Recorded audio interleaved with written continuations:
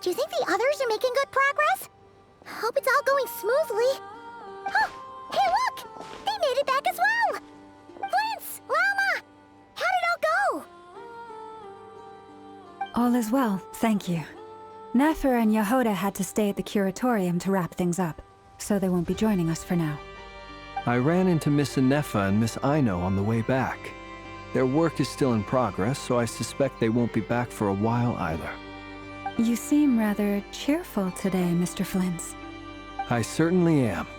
I achieved what I set out to do and came away with more than I bargained for. Fighting alone can get quite tedious, but I had the good fortune to run into a pair of brave young warriors. We meet again. How have you been? Albedo! What are you doing here? Thankfully, tracking you down turned out to be a lot simpler than we envisaged. These two courageously lent me a hand while I was fighting the wild hunt.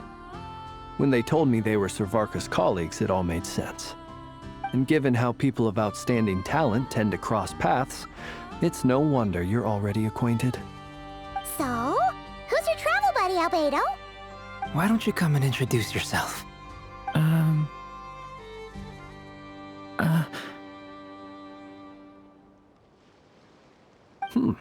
A gentleman of few words, I see. It's nice to meet you. Again. We've technically met before. Wait a sec! You're Minnie Durin! That's right. It's me. I'm glad to see you again. By the way, he says it's okay if you drop the mini. Yeah, I'm not as mini as I used to be. Interesting, isn't it? The first step towards blending into human society appears to be reflecting on whether one's name really reflects who they are. Wow! You look so different! In a good way, of course. It's great to see you looking so healthy. Thank you, Paimon. And although you're as mini as ever, I understand that diminutives don't always convey endearment. I'll be sure to simply call you Paimon, as a sign of my great respect for you. Wow! You're such a smooth talker now. Paimon could get used to this. From now on, you may refer to her as your esteemed guide, Paimon. Personally, I think our little Paimon is the perfect size. When people call her Little Paimon, it's just because she's so adorable that they can't help themselves. If that's not a sign of endearment, what is? You're absolutely right, Miss Lauma. My brother still has a long road ahead of him when it comes to understanding human relationships. Anyway, speaking of long journeys, didn't Columbina, leave with you? How come she isn't back yet?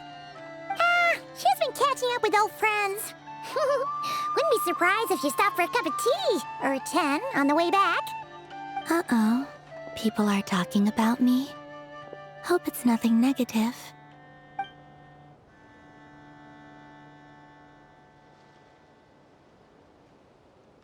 Judging from your expressions, I'm guessing it all went well? It's getting crowded here. I'll go grab some chairs. No need.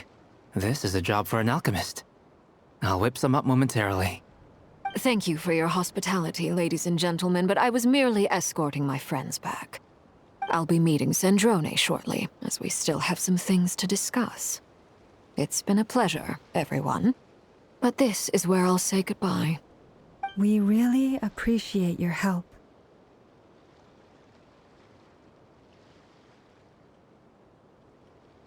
Oh, come on.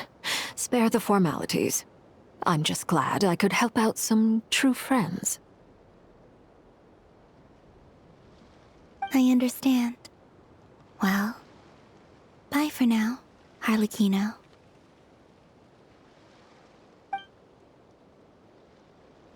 Oh, this place is hopping. It's probably a good thing one of us left. Otherwise, we might not fit all these people in. Are you saying we're about to run out of chairs? As a matter of fact, I am. Come on in and see for yourself.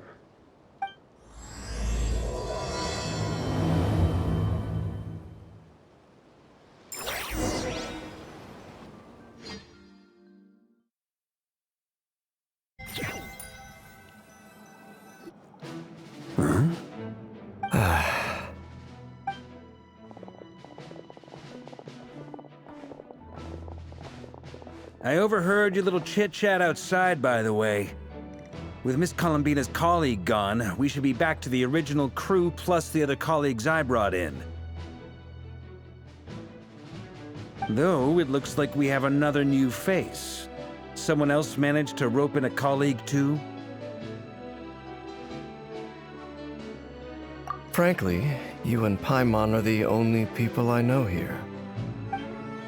This here is Deanslip, colleague of Tibet's greatest guide, Paimon, and greatest adventurer, the Traveler. Well, not exactly colleagues, more sort of friends. When someone else jumps in to do the announcing, you know you're speaking to someone important. Let's hear what he has to say. Note to self. Once Paimon knows your name, the rest of the world will soon follow. When he comes looking for us, it's usually something important. Paimon's guessing you've heard about the Wild Hunt, then. From the looks of it, you're about to hold a meeting. If I were to say that the Wild Hunt is our mutual enemy, would that earn me a seat at the table? As the saying goes, the enemy of my enemy is my friend. Mr. Dainsleif, there's a seat with your name on it. Though, I can't promise the same for everyone else. Hey, Albedo, think you can rustle up a couple more chairs? After all this time apart, Grandmaster Varka's first order is to rustle up a couple more chairs. I've missed this. Is he being sarcastic? Hey, he's your brother. Why are you asking us? I've still got a lot to learn about the nuances of human conversation. Trying to decipher Albedo's way of speaking has been like jumping in at the deep end. Oh, good point. Paimon gets you now. Don't sweat it. There are people who go their whole lives without getting the hang of it. You're ahead of the game. I wonder what's taking Nefer so long. Perhaps you should go and check in with her. If anyone can hurry her along, it's you. I just got back from the curatorium. Besides, aren't you curious to see what's taking her so long? Miss Nefer doesn't strike me as the type to share secrets. And since gathering intel is her specialty, I'm guessing she'd prefer to keep her methods confidential. Under such circumstances, would it not be tactless for me to impose? Oh, but it's fine for me to impose. What can I say? You have an unrivaled ability to garner people's affection, Miss Moonchanter. Besides, you have far more in common with her than I do. All right, then. Impressive. She barely fought back at all. I admire your powers of persuasion, my friend. As I'm sure Miss Lauma will realize soon enough, the trick in life is to always pitch in with other people's responsibilities so that you can be selective with your own. Another trick is to simply hide in the background. Spoken like a true sage. Anyway, looks like we've got some time to kill before the meeting. Let's take a little breather, folks. And feel free to chat amongst yourselves. We'll get down to business once the other two arrive.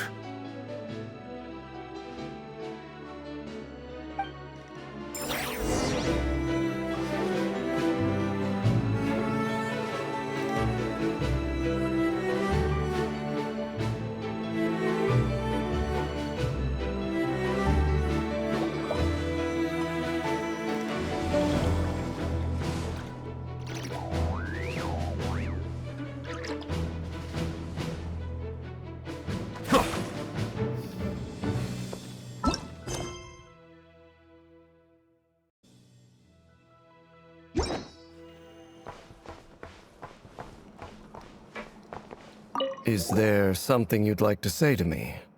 Yeah. For starters, why'd you just show up here without even giving us a heads up? If you think back to our previous interactions, you may recall that that's hardly out of character for me. You do have a point there. Oh yeah, you'll need to find somewhere to stay the night too, right? Want to tag along with us? You never know. We might get a group discount. Sure, let's do that. Great! Paimon will handle it. And in return, we can get Dainslift to be our very own personal bodyguard. If that's what you had in mind, you should have said so sooner. I'd be happy to help. Oh, okay then. Paimon was only kidding, but good to know. Anyway, since we're all here together, we might as well watch each other's backs. That's just what friends do, right? Indeed. Thank you.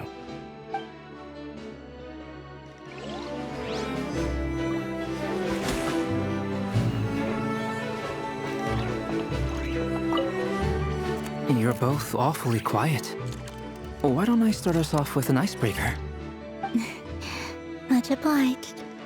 Have either of you ever had your portrait painted? If not, I'd be glad to help. That sounds like a lovely idea. You know how to paint, then? I dabble occasionally. He's an excellent painter.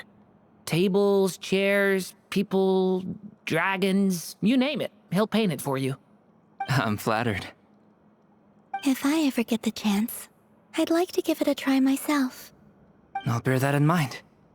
Anyway, how about you, Durin? What sort of portrait would you prefer? Oh, I'd be fine with anything. Whatever style feels best to you. Very well.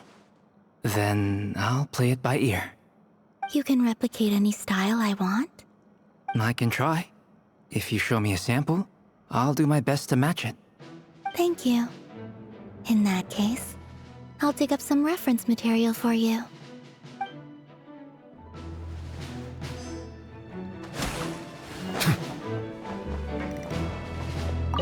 Truth be told, I can't remember the last time I was in a meeting with so many people. You're not alone there, my friend. The Lightkeepers also struggle to bring everyone together for a serious discussion.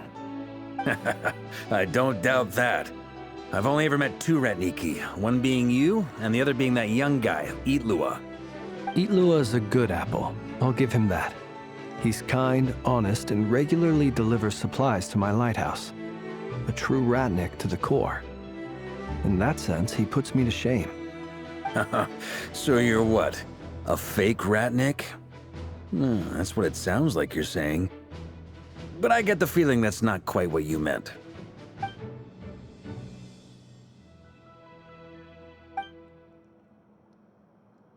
Come on, why the awkward silence? Sorry. I'm not even gonna bother trying to hide it. You've known all along, haven't you, my friend?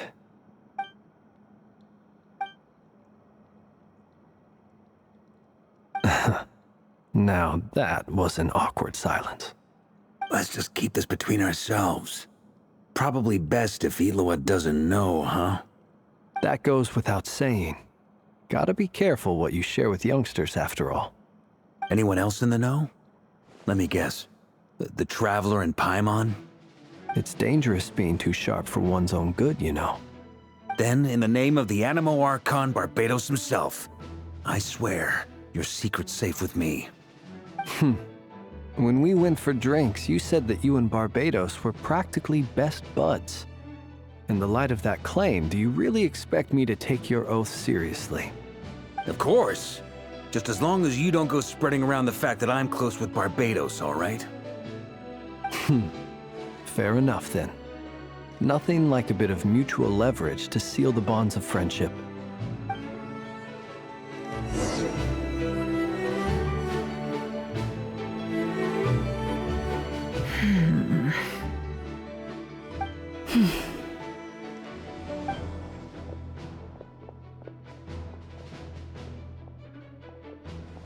Ah, Miss Nefer. You made it after all. But what about Yehoda? I'm here to give you an update on how things are going on our end. Once this is over, I'll be heading straight back to continue my work. I left Yehoda back at the Curatorium to watch over things while I'm gone. Huh. So much for just this once.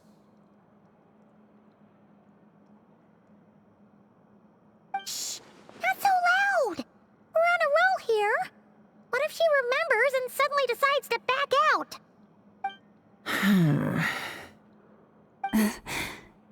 say something, Mr. Varka? Huh? I didn't say anything. Right, Flints? Must have been a frog.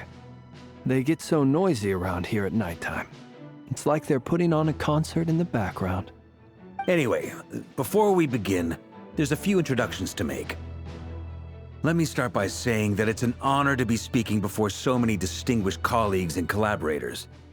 First up, we have Miss Lauma. As Moon Chanter, she's the leader of the Frost Moon Scions, a local religious community in Nodcry. Then there's Miss Nefer, boss of the Curatorium of Secrets, an intel gatherer extraordinaire. Nefer is leading the investigation into Rerer's background, assisted by Yehoda and Lauma. From the little I've heard, they're making some great progress. Over here, we have Mr. Flints, a ratnik and guardian of the abandoned lighthouse.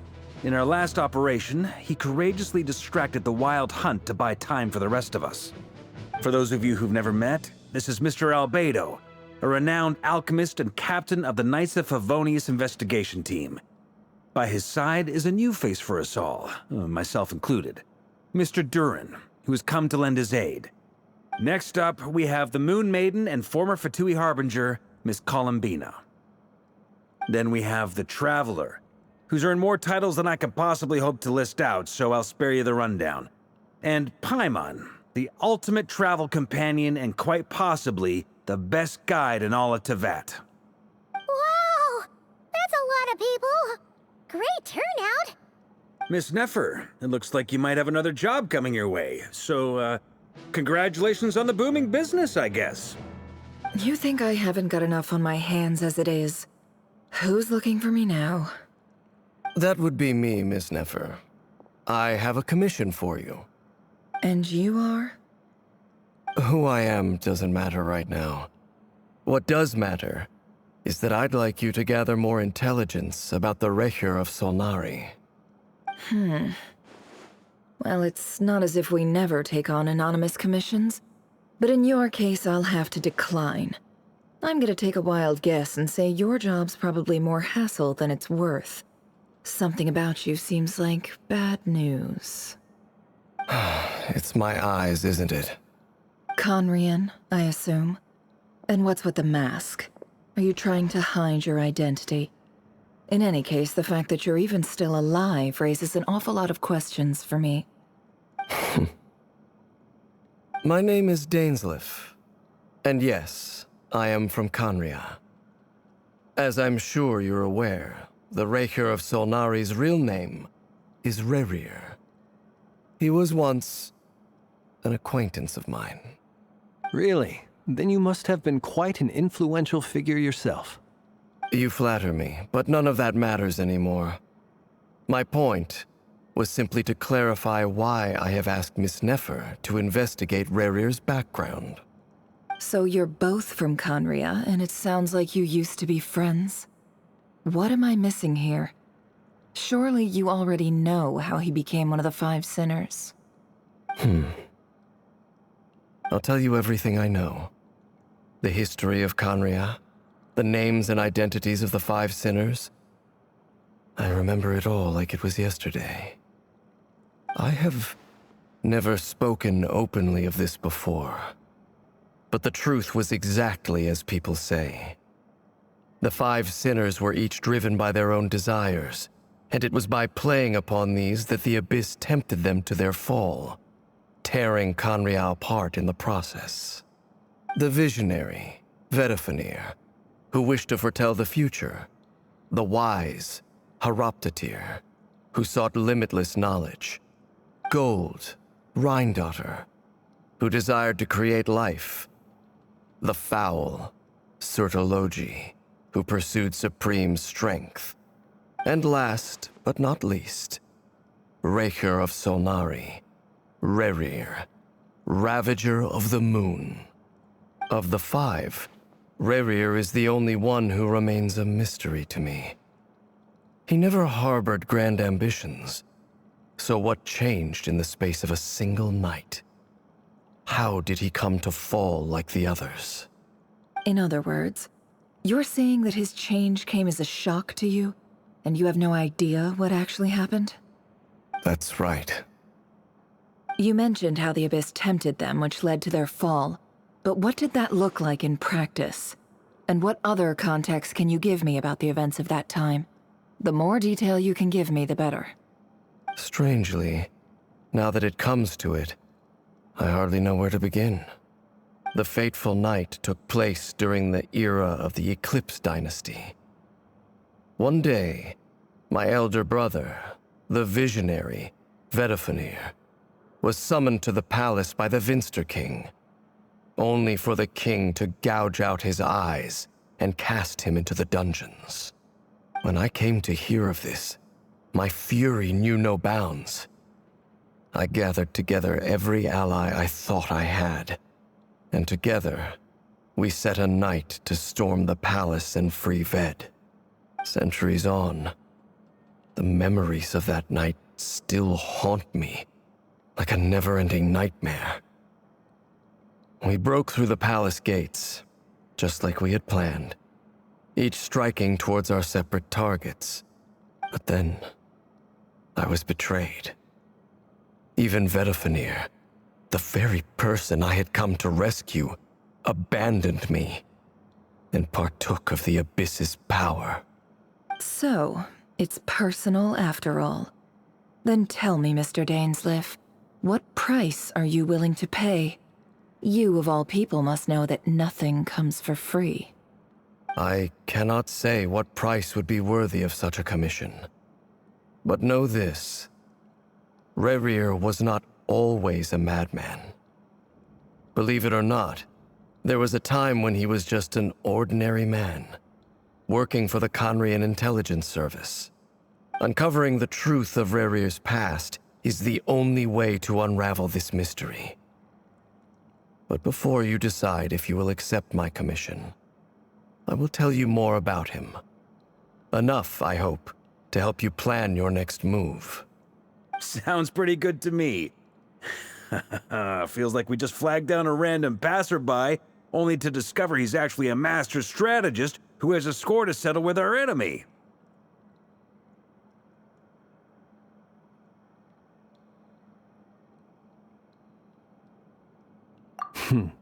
Can I borrow your halo? It could be useful in the lighthouse. Hey, enough with the wisecracks! Besides, isn't that lamp of yours bright enough already? Relax. It was meant to be a compliment. If that was a little over the top for your liking, I'll make sure to tone it down next time. I'll give your proposal some serious thought, Mr. Dainsleif. Let's speak in private once the meeting is over. Before that, there's a few things I'd like to share.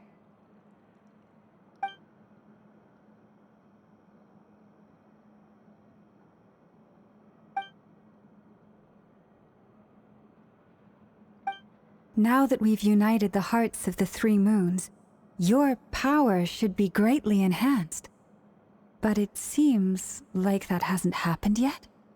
I believe it will take a little longer.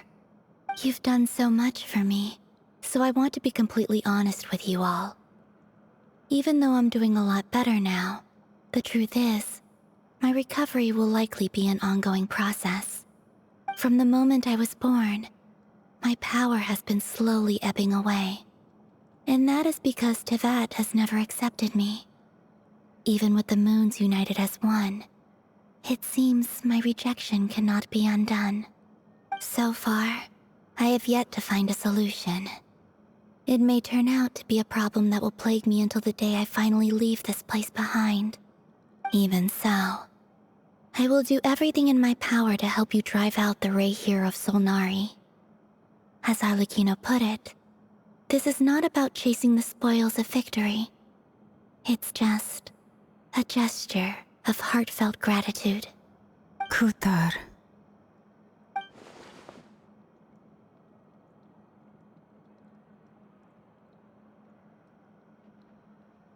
Defeating the Ray here of Solnari will be no easy task. While my strength slowly recovers, we'll also need to gather more intel. Naturally. We should take all the help we can get if we hope to defeat him. We've considered several viable plans now, but our choice hinges on the answers to a few key questions. Is it even possible to kill Rerir? What experiences shaped the person or monster he became? And what's he really after? Given Albedo's expertise in alchemy, I think we should leave him to try and answer the first of these questions. Understood. As for the other two, I'm afraid we'll have to count on you again, Miss Nefer. Believe me when I say it's not my wish to burden you. But right now, relying on your skills is our only option. So you're placing all your hopes on me, huh? We can't thank you enough for agreeing to help us. Honestly, I can hardly believe how lucky we are. You sure have a talent for changing your tune, Miss Moonchanter. Timid like Yehoda one moment, then flinches insincere flattery the next. Ladies, please. I must object to your portrayal of me. That's all. Feel free to keep bickering. Just pretend I'm not here. I almost don't want to leave this room.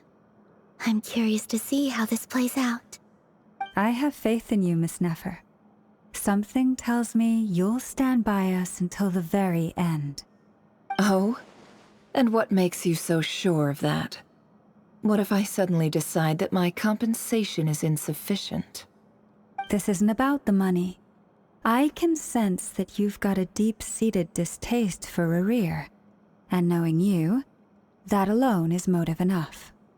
Look at them getting along so well. Like two peas in a pod. And I'm the one they accuse of insincere flattery. There is no justice. Miss Lauma, you have to understand something.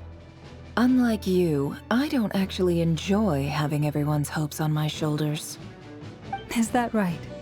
Well, maybe the fact that I'm willing to put my hopes in other people says more about me than you. But the fact is, I also trust you. And that's because I know that you're someone we can count on. Anyway, we've got our plan, so let's get moving. Mr. Dainsleif, let's talk. And Traveler, once we're finished, if you've nothing else planned, I'd like you to come with me. This whole experience is teaching me a lot. For instance, I now know that when other issues come up in the future, I'll have far more luck getting Lauma to convince Miss Nefer than trying to do it myself. Hate to say it, friend, but that's one of the funniest things I've heard in a while. Why? You think I've got it wrong? Quite the opposite. But what makes it so hilarious is how long it's taken you to realize.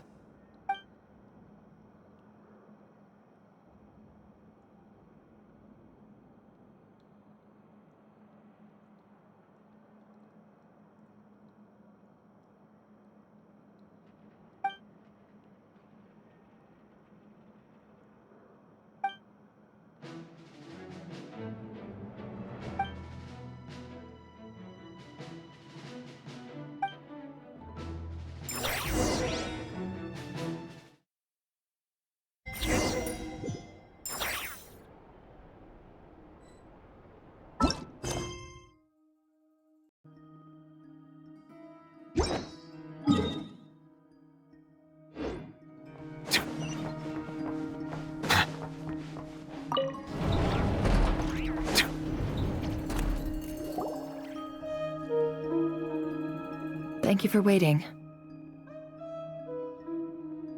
It's okay. We actually used the time to help Dainsleif get a room at the hotel. That's very considerate of you.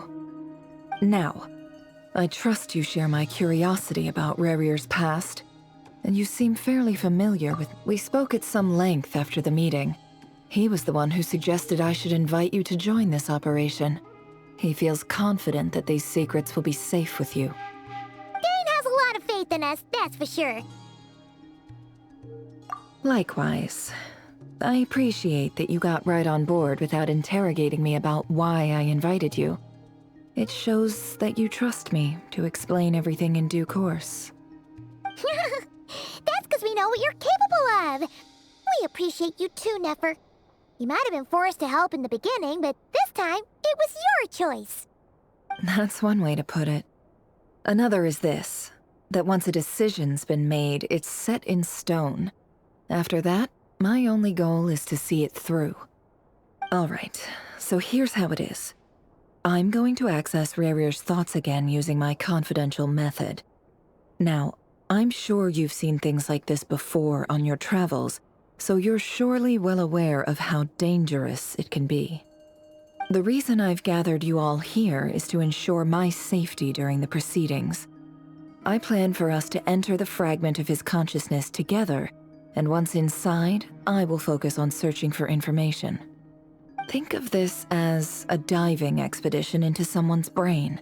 If I'm the diver, you are my safety equipment, tasked with keeping me alive while I'm under the surface. Once the ceremony begins, we will all be spying on privileged information. But in the interests of safety, you must remain absolutely silent at all times. We will discuss our observations after the ceremony has concluded. Lastly, any individuals of a weaker constitution are advised not to partake in the ceremony. In any case, Paimon has her own job to do, which requires staying in the room but not joining the ceremony.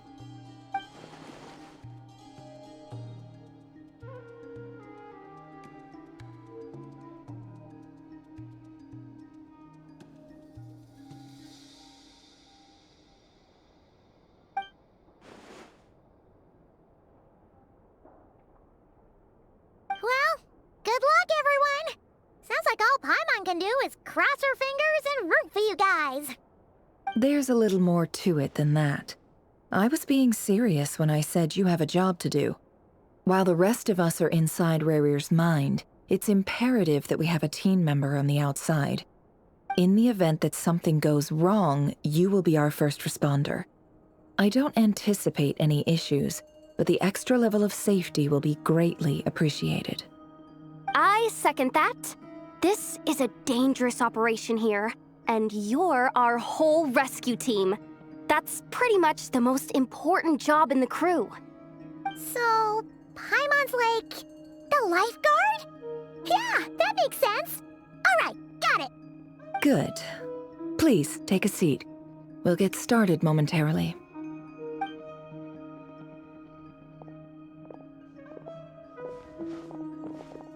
So, did Mr. Dainsleif tell you anything else? He told me that he believes Rarier kept some big secrets in his life. He's not sure that they were the cause of his eventual downfall, but he's asked me to uncover what those secrets were all the same. But surely you're not planning to go through with this, no matter the cost. If you think that, you'd be overestimating me. I'm a businesswoman, not a mercenary. But I do have my own professional reasons for taking this job. You think I'd turn down the opportunity to get a first-hand glimpse into Conrian history? No chance. Well, as long as you don't let morbid curiosity get in the way of safety concerns, we're good. We'll do whatever we can to help you. You're such a killjoy.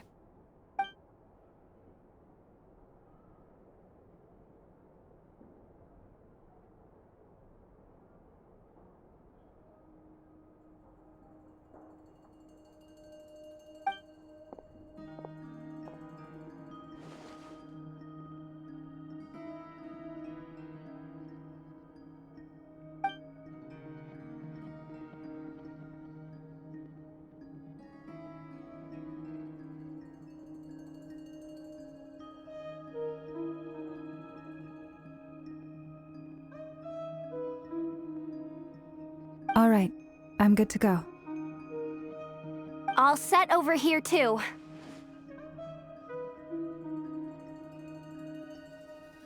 Promise, Paimon, you'll be extra careful.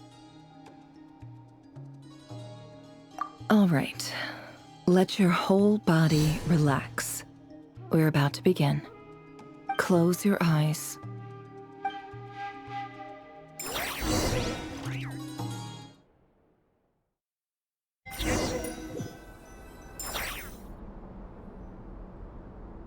Phew.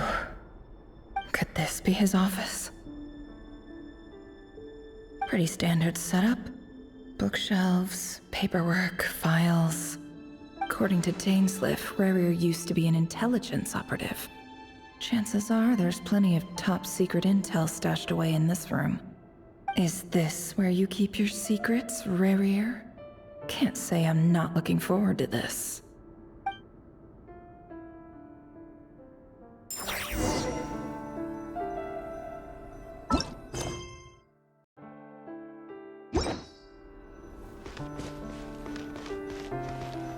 He looks even gloomier than last time.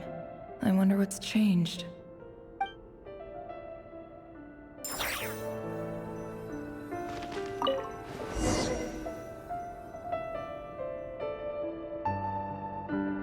Today's files are in. Time to wade through them, just like usual. Male, 51. Occupation, cook. Confirmed Crimson Moon neutralized. This one should be archived under Purge.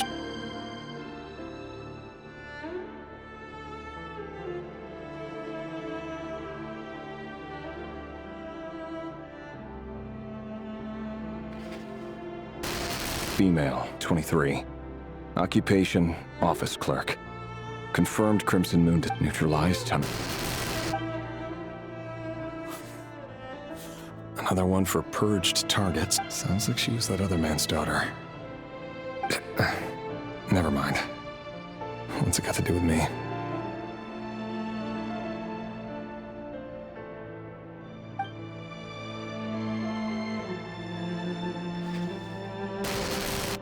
Male, 40. Neutralized on...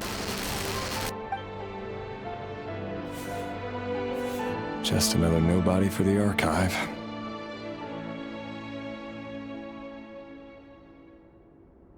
Come to think of it, I remember surveilling this man. A case like his never would have been considered a priority in the past. Huh.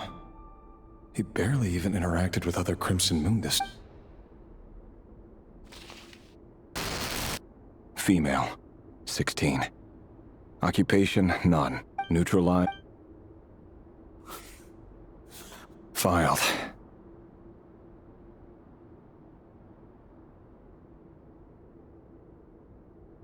I have no recollection of this girl. No. Female, 13. Neutralized and... Filed.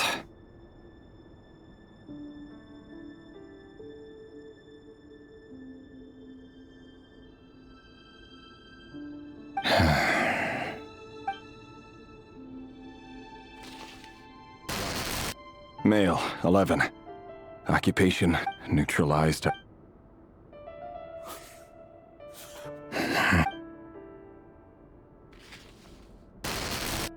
Male. It's funny, isn't it? Your job is becoming both harder and easier at the same time, depending on how you look at it. Sooner or later, the Crimson Moon descendants will be completely wiped out. But as their numbers dwindle, they become harder and harder to track down. That's not how it is. Fortunately, however, most of the able-bodied adults have already been taken care of. The remaining weaklings will be increasingly easy to deal with. No! No. My job is to ensure the survival of the Eclipse Dynasty. And the only way to do that is by eliminating any and all potential threats. It's a perfectly legitimate line. Every single one of my colleagues can attest to my fairness. And if my friends were aware of the facts, I know they'd back me up too. Assuming, of course, that they were aware of all the facts.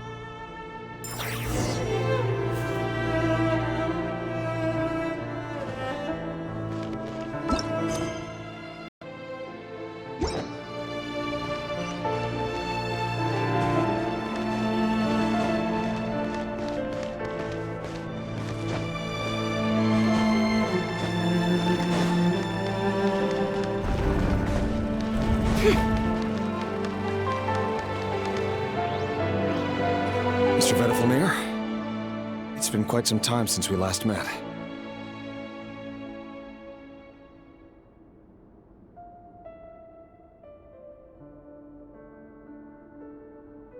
Rerir, I trust you're here because you have something important to discuss.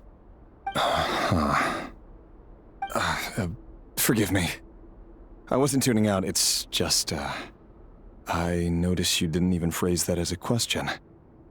As if you knew I was coming. Tell me, does someone in your position ever feel the need to ask questions at all? It is indeed within my power to foresee certain things. Things like your arrival. I was just thinking. It won't be long before I'll be inviting both you and Dane to my wedding. That isn't a lie, but nor is it a fact as such. It's a wish, isn't it? No fooling a prophet, is there? Ever since that day we met for drinks, I knew it was only a matter of time before you came looking for me. Does it feel good? Knowing how the future will unfold. I'm afraid the notions of good and bad fail to capture the complexity of what such a power entails. Once you've seen what will come to pass, it can be all too easy to succumb to fear and melancholy. Unless, of course, you learn to abandon these feelings.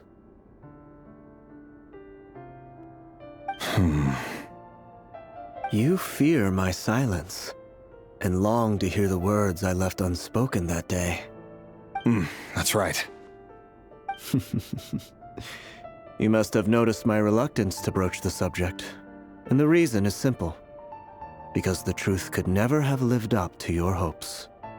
For both our sakes, such words are better left unsaid.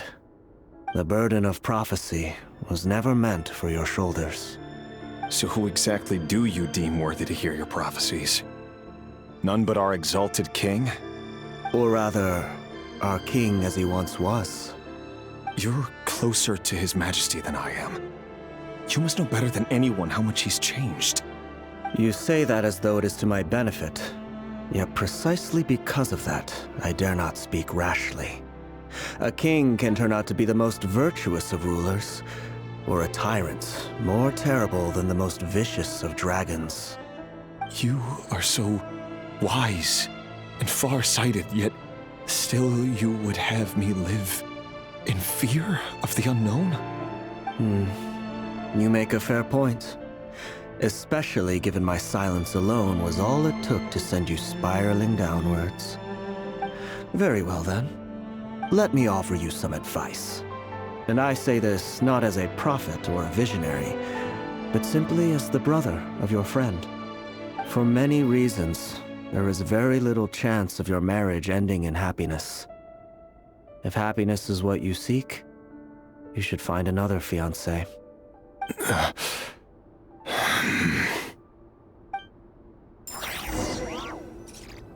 Hold on. There's that same black fog again. Could this memory belong to Thelindis? Guess I'd better tread carefully.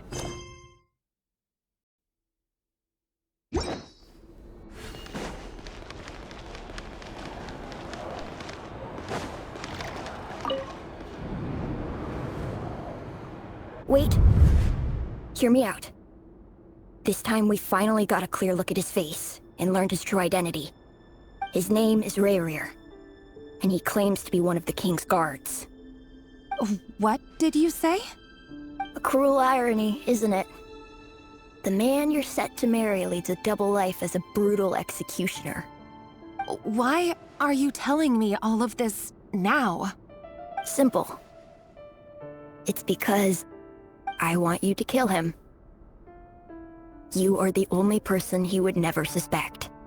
No, absolutely not. I would never dream of doing such a despicable thing. So you'll just stand by and watch him slaughter us to the last? Do not forget that the blood of the Crimson Moon flows in your veins too. The blood of the Crimson Moon? What does that matter now? The dynasty has long been dead and gone. You think that alone is reason enough for me to throw away everything I have? Why wouldn't it be? You two were once a child of the Crimson Moon, just like me. Don't tell me you've never felt so much as a flicker of fury for the way we were trampled into the dust.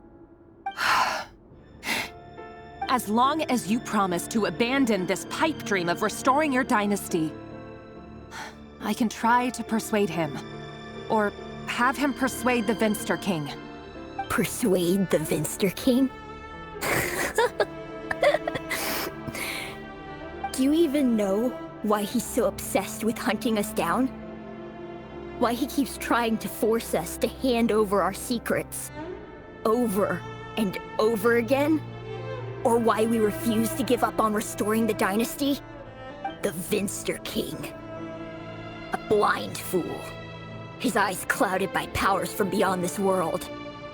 A petty little man with a miser's heart. And he dares to sit upon the throne? Mark my words. Sooner or later, Conria will fall.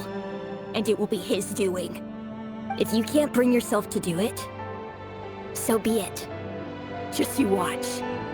It won't be long before calamity descends upon us all. The Rehir of Solnari. That really is quite a secret you've been keeping from me, Rerir. But who am I to talk? Am I really any better? I've kept my own past a secret this whole time, too. Love should be built on honesty. But ours was born from lies. And yet...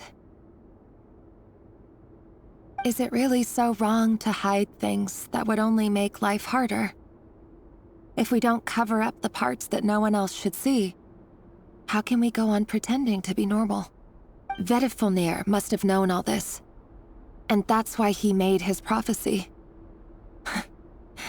In the end, nothing stays hidden forever.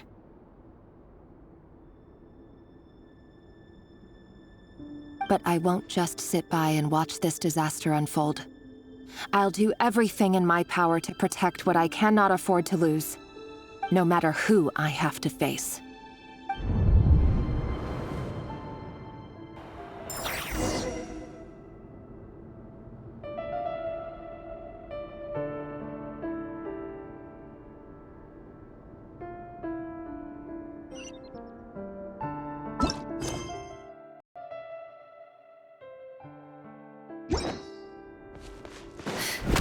Huh?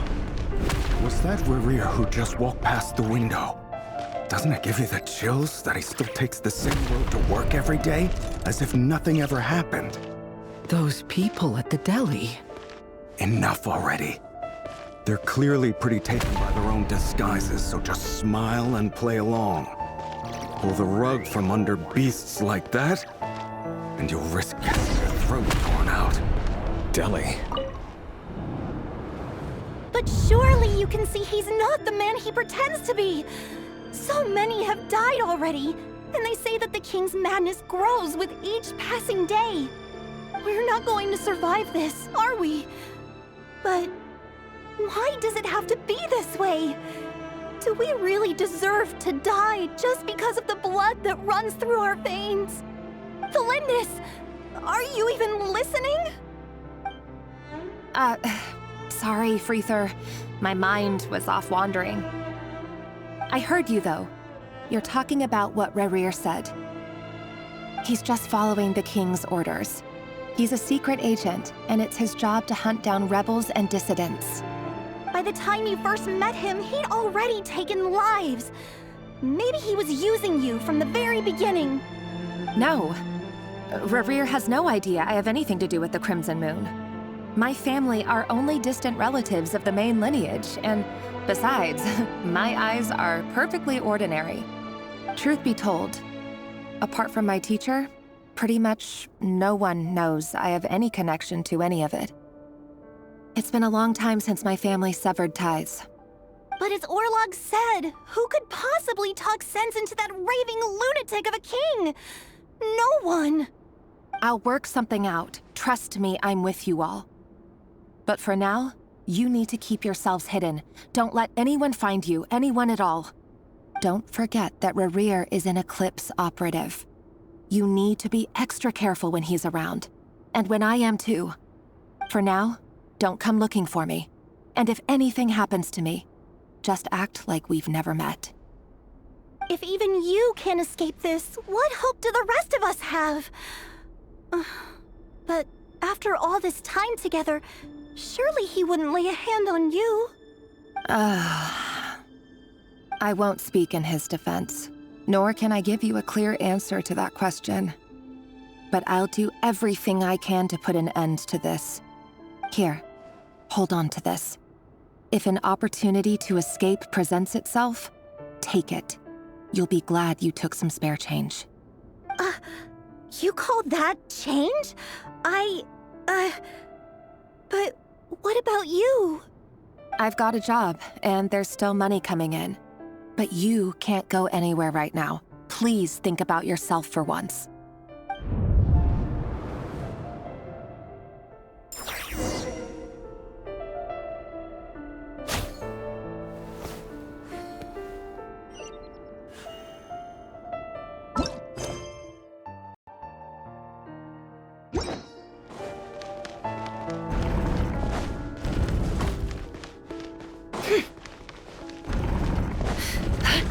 Another day, another round of assassination training. Training ground is just beyond this hidden passageway.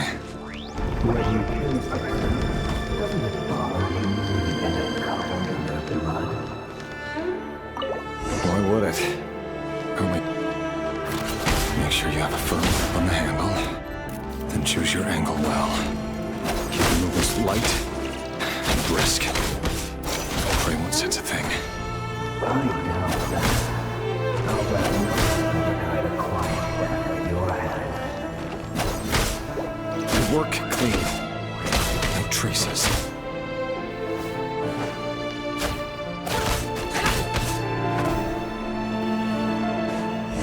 That doesn't make it open and above board, though. The king just happens to meet you right now. Someday he doesn't. Won't happen.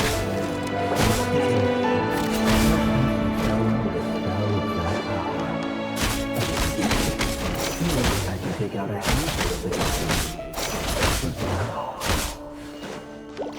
The ones I deal with have always been guilty, and I've carried out my work flawlessly.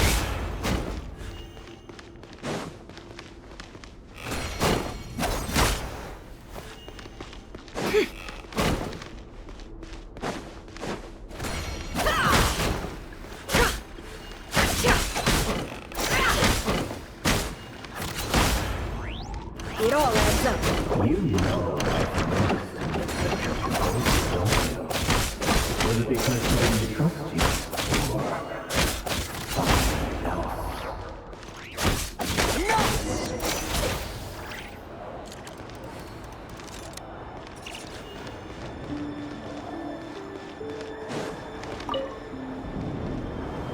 The Lindis, do you still remember Orlog? Orlog. The boy who was pretending to sell flowers. You spoke for quite a while, didn't you? Yes, we did. What about him? He was arrested 2 days ago. Chances are he's already dead. He...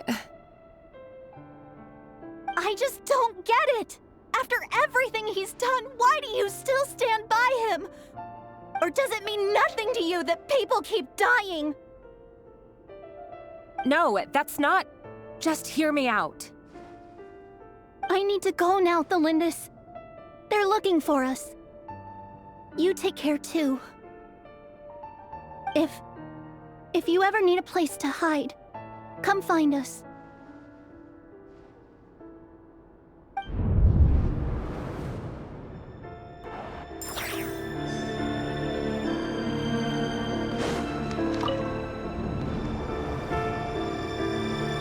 Author, Thelindis. Over the course of this week, the research object was subjected to interference for a total of 47 hours for experimental purposes. The results are as follows. All subjects of observation that were sent inside have now... The situation within is proving more problematic than anticipated. No progress whatsoever. Now, won't you give me even a glimmer of hope? Things are getting worse by the day. I have to find a way or we'll all be in danger.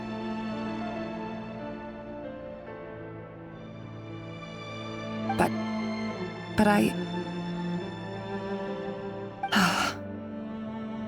If all this research comes to nothing, what then? Sooner or later, it'll be my neck on the line. But could he really bring himself to kill me? No. Surely he wouldn't have the heart.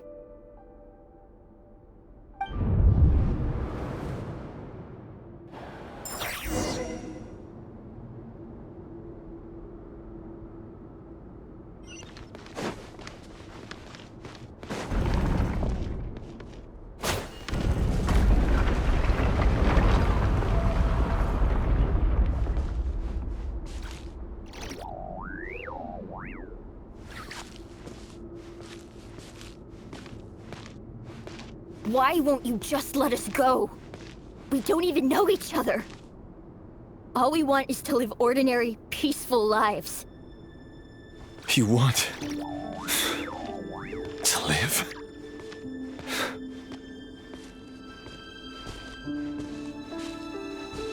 Yes. I just want to go on living. Is that really such an unforgivable crime?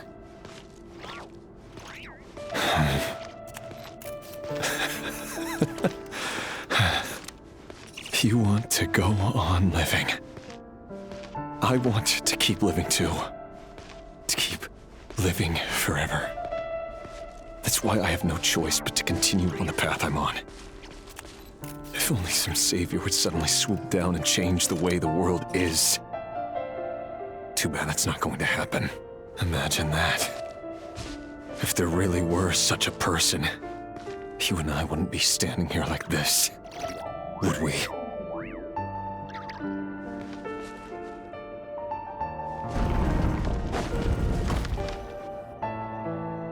Today's files are in. Time to wade through them just like usual. No, I don't get tired of it. It's my job. And not only am I lucky to have it, I'm good at it too.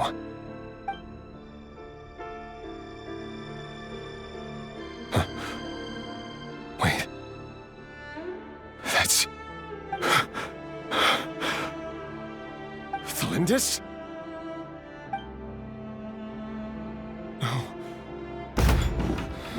No. No! Why? But you bear no mark of the Crimson Moon. How could you possibly have anything to do with them? It cannot be! A diluted bloodline. Carefully concealed. I see it now. You've been living in the shadows just like me.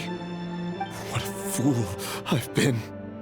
Numbing myself with talk of justice. Even imagining my friends would back me up. But in the end, Irminsul. Finster King! How far are you going to take this? From the direct bloodline to secondary offshoots? And then what? Today it's the descendants of the Crimson Moon. Who will it be tomorrow? Will you not rest until everyone down here is dead? No. This cannot go on. This is where it ends.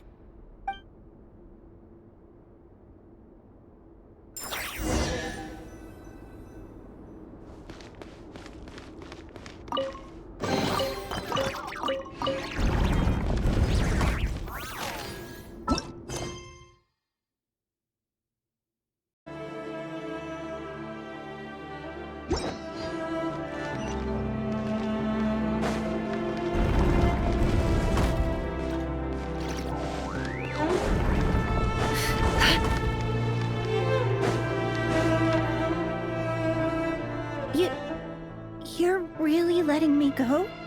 I am. As long as you can guarantee that no one will find you. Don't worry, I'll be extra careful. No one will know I was here.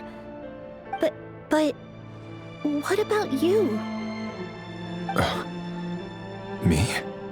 If you let me go, you won't be able to complete your mission, will you? Good point. In that case, maybe you should stay. No, please! I just want to see the outside world again. To... Go on living? Yes. I know you're a man of your word. So please, just let me go. If I let you leave, what will become of me? Just kidding. Go, now. But remember, don't let anyone know you were caught. We'll be seeing each other again very soon if you do. Even shadows in the dark must live by a code. But you can't save everyone. You've been whispering in my ear for days now, Vedifalnir. What are you trying to do? Break me down? I only say this because you long for an answer to your problems.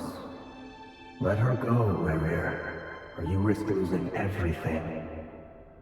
I will not abandon Thelindis. Then you'll need a little more vigilance and a lot more power. The world is changing, Rerir. Keep your eyes peeled for your moment of opportunity. That voice used to be so unclear. But now I know exactly whose it is. It's Vedifalnir. He won't tell me how to actually resolve any of this, but he keeps trying to manipulate me like a puppet. What's his game here? Tell me then. What will this moment of opportunity look like? And no answer. He's like a ghost. Always disturbing me when I'm on edge, but never answering when I need him most. So, the Eclipse Dynasty was purging, well, massacring the descendants of the Crimson Moon. And it seems like it was all connected to the Vinster King's research. The King's obsession with abyssal power left the future of Conria hanging in the balance. No wonder every aspect of Rerir's life was so unstable. And it looks like this Thelindis, Rerir's would-be fiancée, herself belonged to a sub-branch of the Crimson Moon Dynasty's descendants. It almost defies belief that a couple like them could hide the truth from each other for so long. If the Vinster King hadn't intervened in such a drastic way, they might have gone on deceiving each other for the rest of their lives. And why does Vedifalnir, Dainslif's older brother, keep talking in Rerir's head? This guy kept more secrets than I ever imagined. The human mind is like a vast desert of shifting sands. When you follow the flow of someone's memories, you only ever see the parts they're willing to let surface. Time for something a bit more creative. We've been inside Rerir's mind this whole time, building up a picture of his psyche. There's already enough clues on the board to start reading between the lines and mapping out the rest. Now, we can finally begin to put the pieces together. Sure, it'll only be a reconstruction, part simulation, part reasoning, but it's usually pretty accurate. Once we've built up a cognitive profile, we just need to cross-check the logic behind his actions. And then we'll be able to take a sneak peek at whatever it is that Rerir has really been hiding.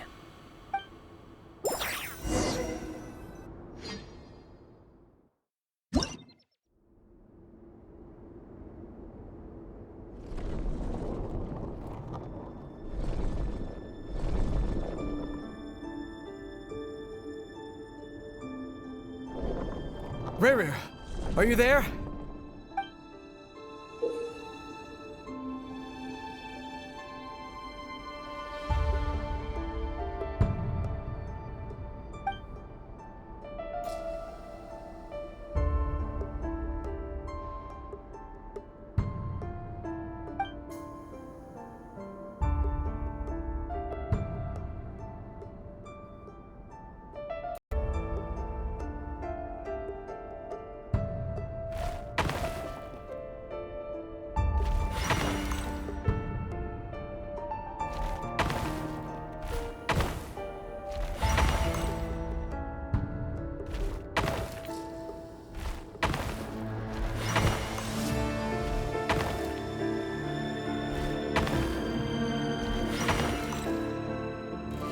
Hey, Rerir! Come out, it's urgent! Dane? What's wrong?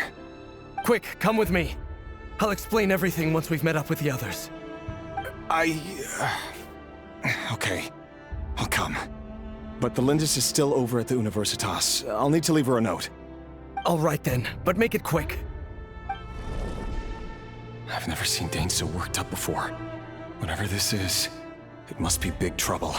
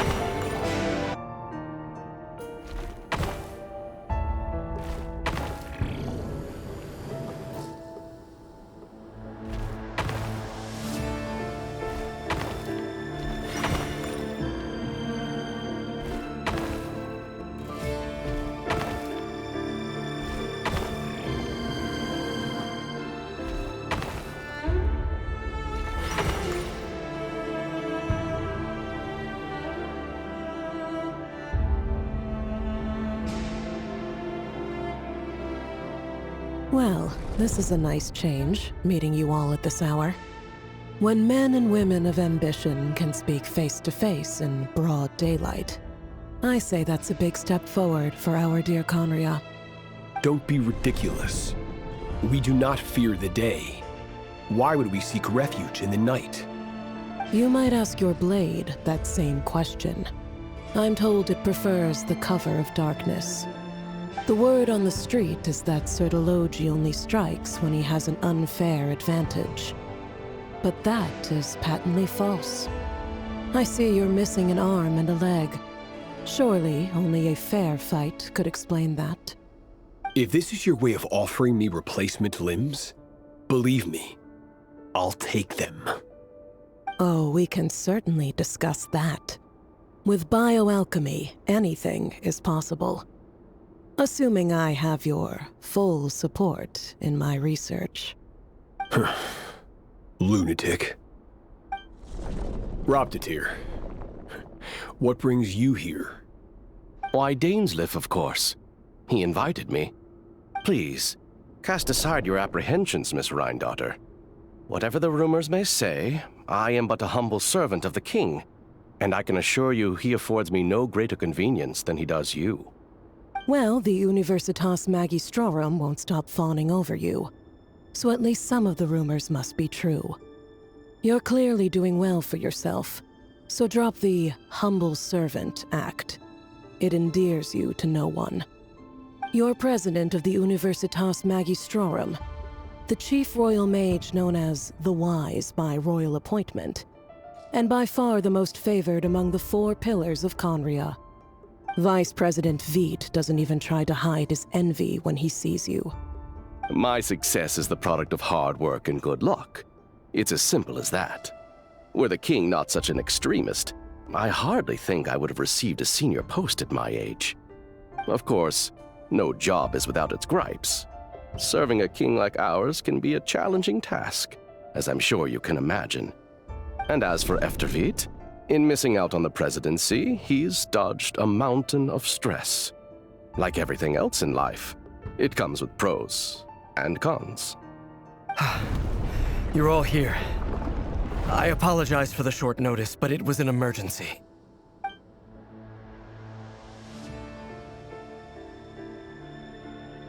You must be Rerir. Mr. Sertologi. Yes, I handled your case file during your sentencing. Nothing personal, of course. I'm pleasantly surprised that you remember me. You're clearly a person of substance if you've been invited here.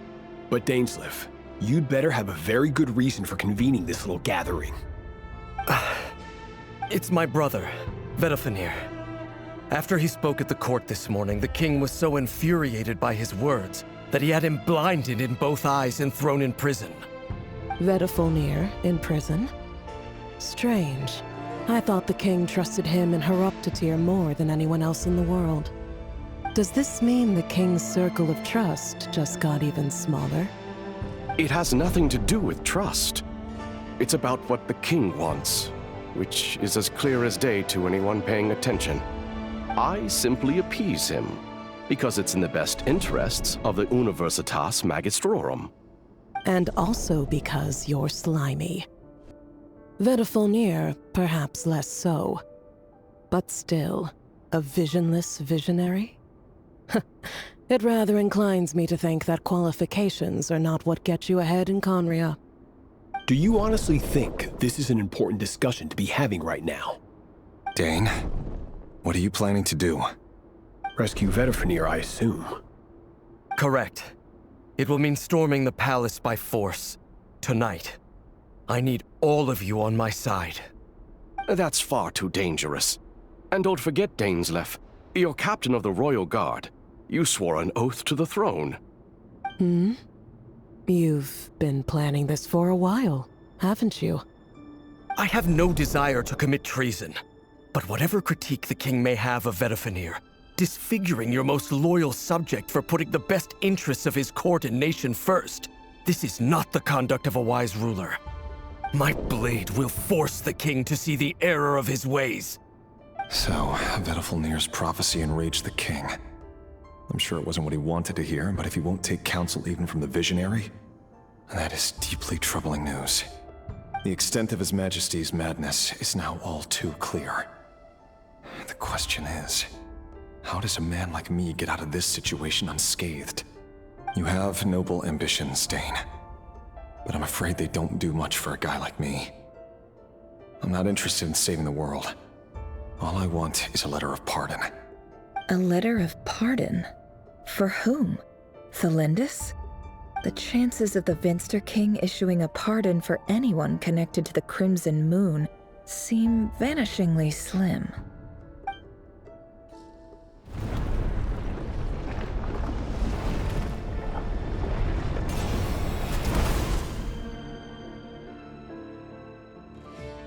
This black fog over the board must have some connection to Thelindis. But why is it taking this form? Does it have something to do with Revir's past? Another mystery I'll need to unravel.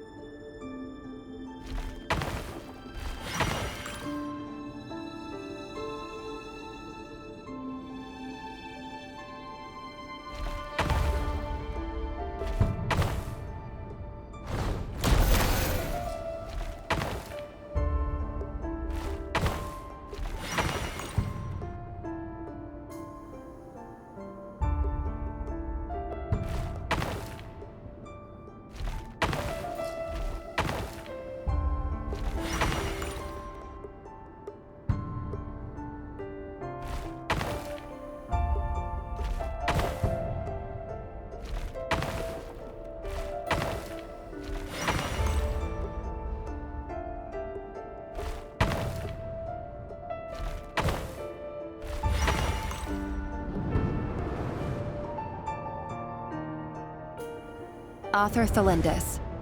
Over the course of this week, the research object was subjected to interference for a total of 60 hours for experimental purposes. The results are as follows. Research dating back to the Crimson Moon dynasty has established 2 points regarding moon marrow. Firstly, its origins have something to do with a god's power. Secondly, it serves as a portal to an as-yet indeterminate location. Moon marrow can thus be defined as a spatial gateway. However, there are a number of hurdles to overcome before we can answer the question of where it leads to. To start with, opening the gateway requires a specific power source, which the relevant literature indicates An enormous amount of power is then required to keep the gate open. Currently, the total power output of our instruments remains in the single digits. To make matters worse, I am now the only staff member remaining in the Moon Marrow lab.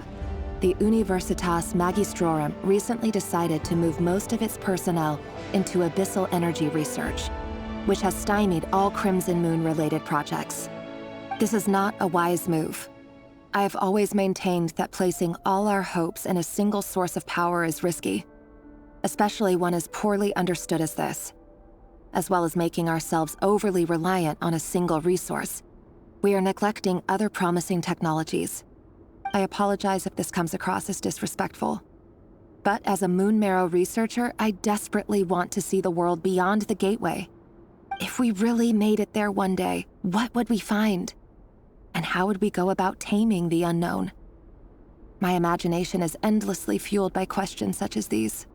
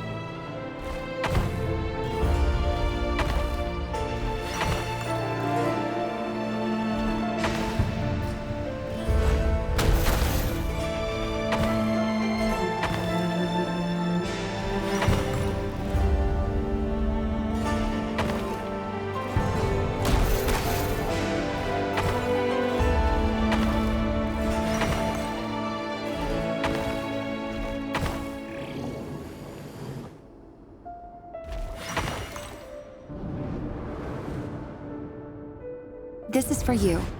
I heard you're gonna leave the city with your parents. The Lindis. Did you hear about what happened? I've heard nothing. Rerir got back very late last Friday, and he was acting a little unusual, but he slept pretty well, so I'm guessing whatever he did was a good deed.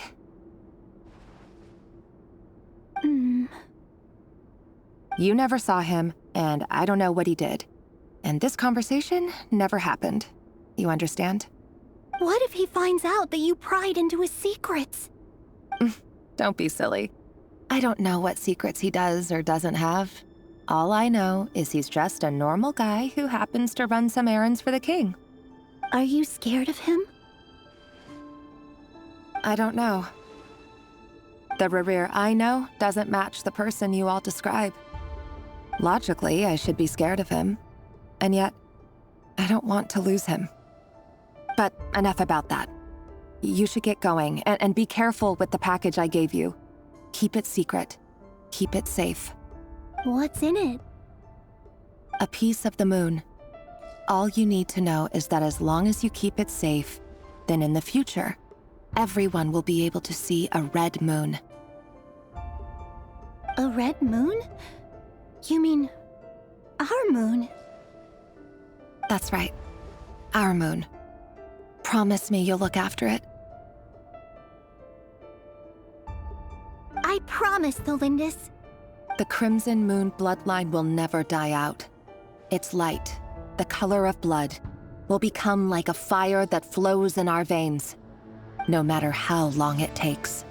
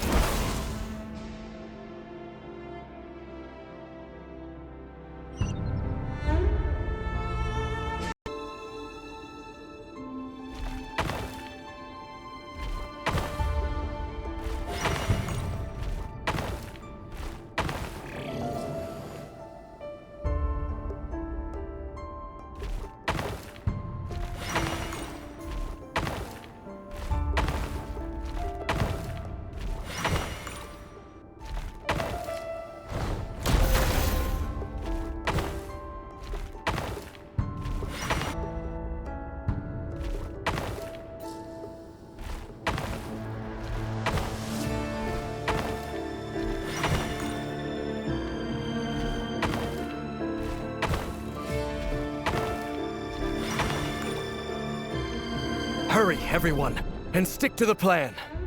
Sir Dainsleif, what are you? Is this treason? You know what happens to those who betray the throne. Please, don't do this! It is the king himself who has betrayed the throne. He has betrayed all of Conria. If you have any love left for justice in your heart, you should join me. It's showtime. Dane and his group will handle the troops in the palace. Then Hraptatir and Rhindaughter will disarm the security measures. My job is to enter the prison and rescue Vedifalnir. Stay safe. Wish me luck. Look after my brother. Draw your blade. It is time for justice to prevail.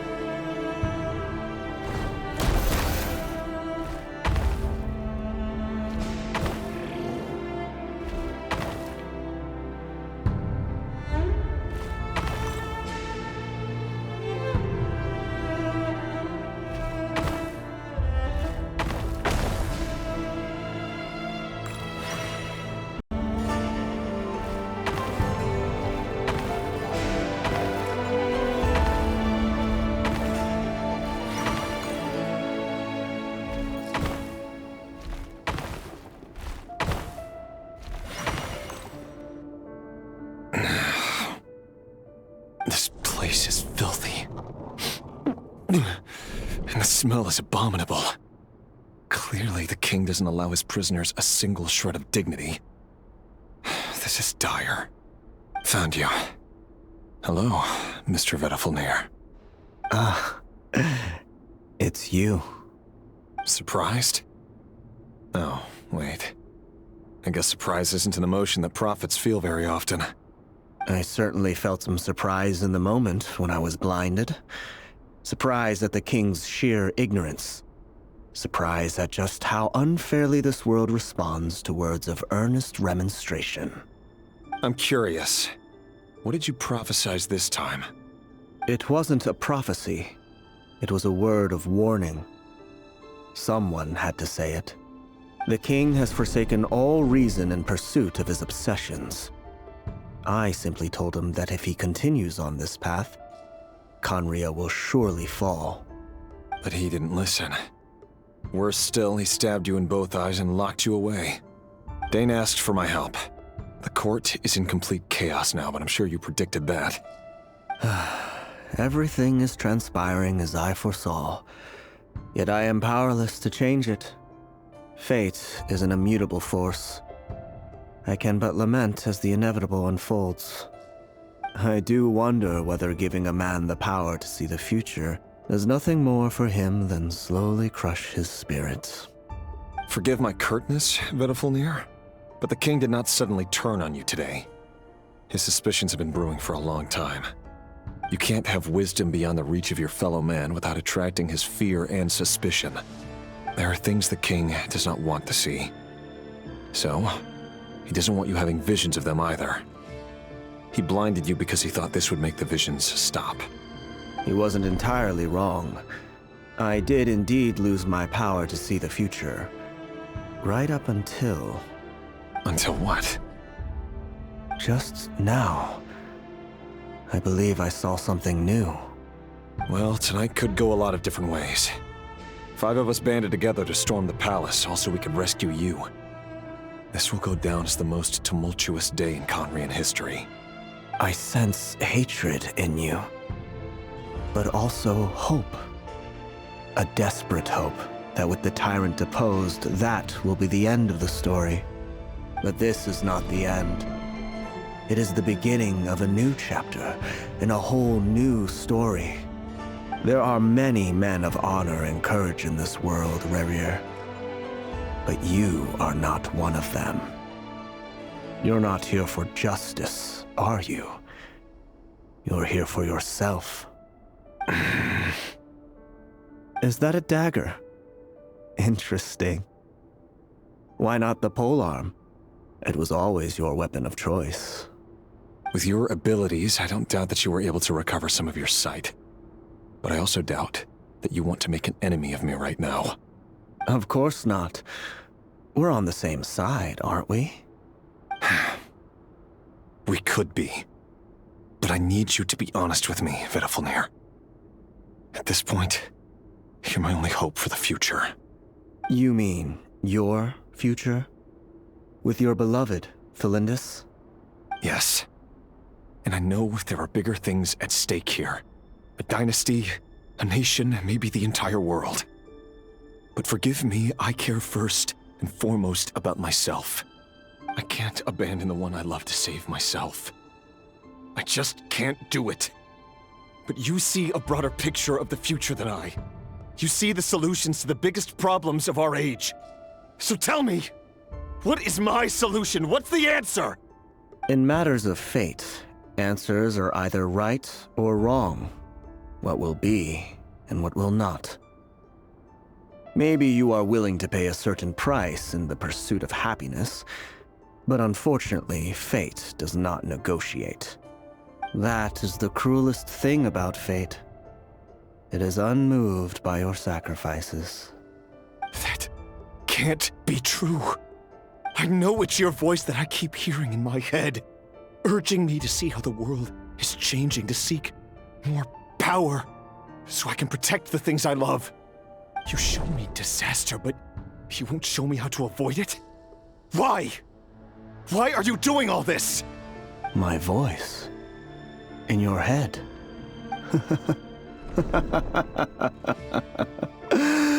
So, you hear it too? The voice that steals your mind, gains your trust, and drives you crazy. It turns out that we are not so different, you and I. Vedifalnir just broke into the strangest smile I've ever seen in my life, as if he'd discovered some monumental secret. But then he suddenly switched to looking extremely weary. Very well then. My advice to you is as follows. You must persevere.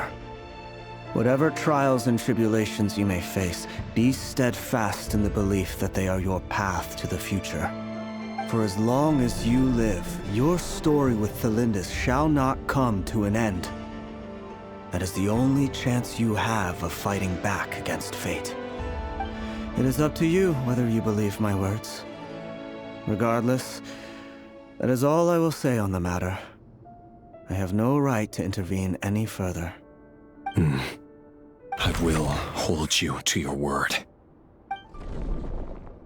Thank you for setting me free.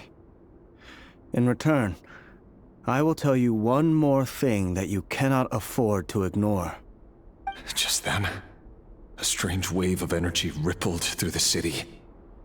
We had no idea what it could mean. If I were you, I would head to the Universitas Magistrorum. The Universitas? Oh no! I'm sure we'll be seeing each other again very soon, Rerir. Whatever Vedifalnir said, I didn't catch it. I didn't even help him out of the prison. There was no time to lose.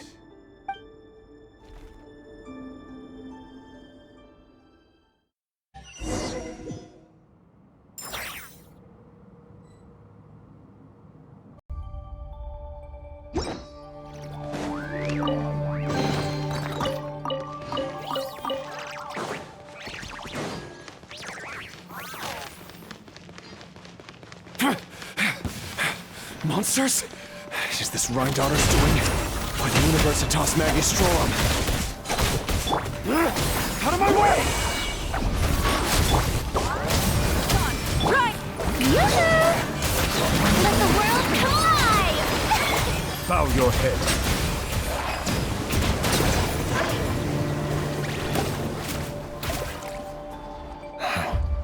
The Universitas. That reminds me of a rumor I once heard. Allegedly, the king installed secret mechanisms in the palace and around the city. No one knows where they are or what kind of power they hold. But if they were ever gonna activate, it would probably be on a night like tonight. Help! Help! Hold on! Don't let them anywhere near you! Save me! I can't! Ah! That sounded like an explosion. So, the rumor is true? The king really went through with it? What other means does the king have at his disposal? They must run on power from the Abyss. And given it's a major center of Abyss research, anyone over at the Universitas will be in grave danger. I have to hurry!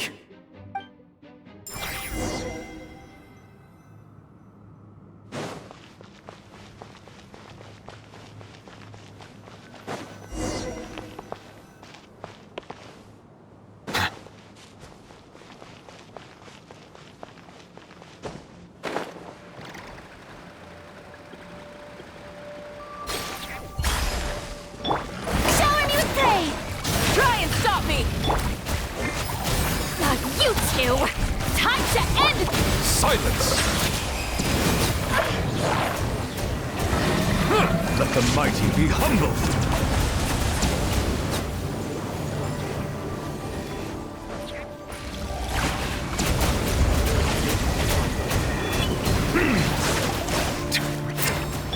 Can't hide the truth.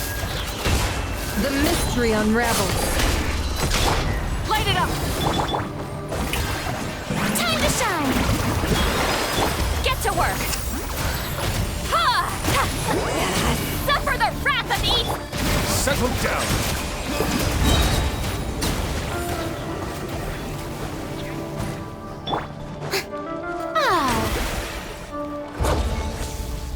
The show begins! Let the world come alive! Burn it down! Fulfill our pact! Silence! Be sanctified.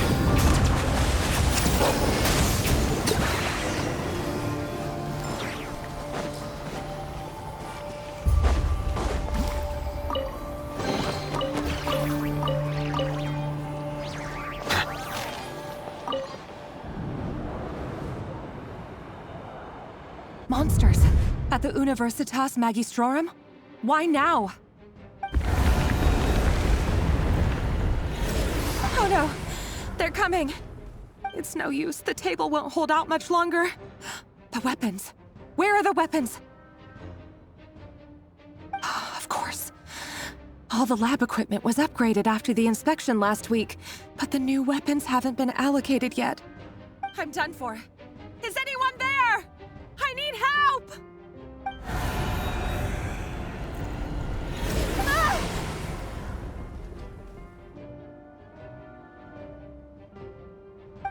Stay back! Please stay back! Please!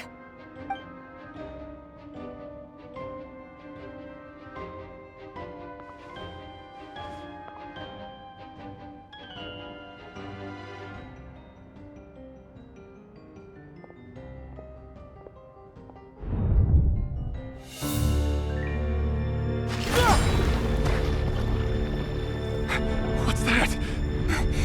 Reverie! So the rumors about your work are true. What? No! Listen, something happened at the palace tonight. We have to leave! You don't need to lie to me anymore. What do you mean? I know why you're worried, and I will respect the decision you've made. But it's okay, because I found a solution. I know how to end all this. You can have it back. The normal life you so desire. But until then, I'm afraid our wedding will have to wait. Celindus? No, don't do it! Celindus! Celindus!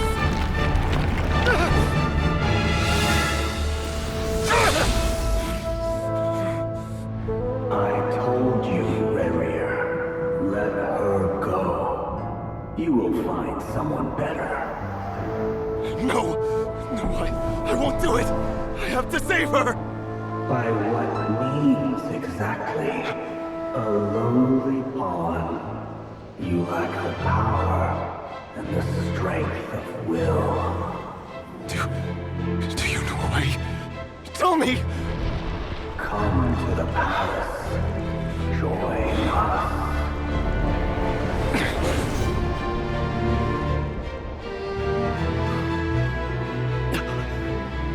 Rarier, thank goodness we... Step forth and take your share. You made it. Not you too.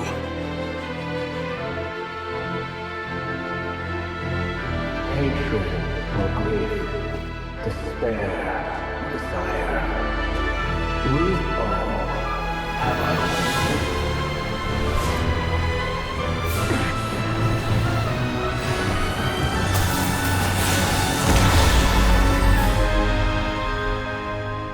Rarier. Rarier. Celindus? Were you daydreaming?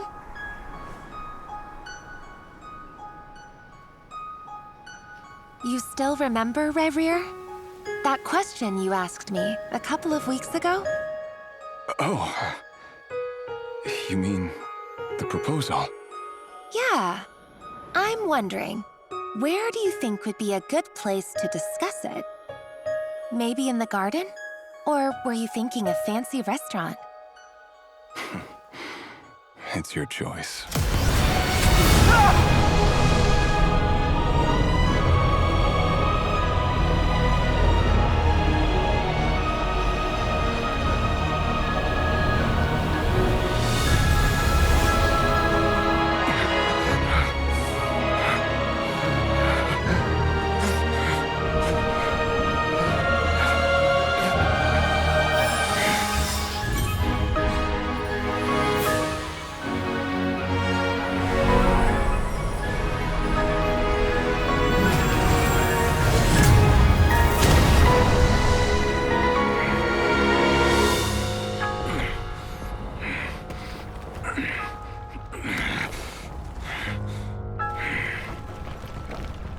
I will find you. And then, you can give me your answer.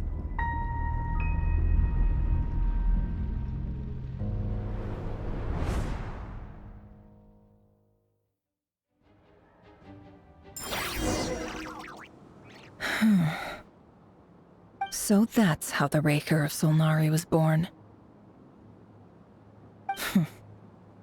A monster created by circumstance is a monster all the same. Viewing other people's thoughts for too long can get uncomfortable. Right now, I'm feeling a strong sense of loathing.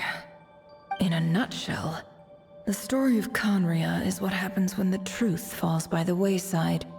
Everyone tells little white lies, and before long, you have a huge pack of lies that destroys everything. Whew. Time to get back. His past is filled with sorrow, but the tale of any fallen civilization is one of endless tragedy. Cruel as it may be, that was Conria's fate.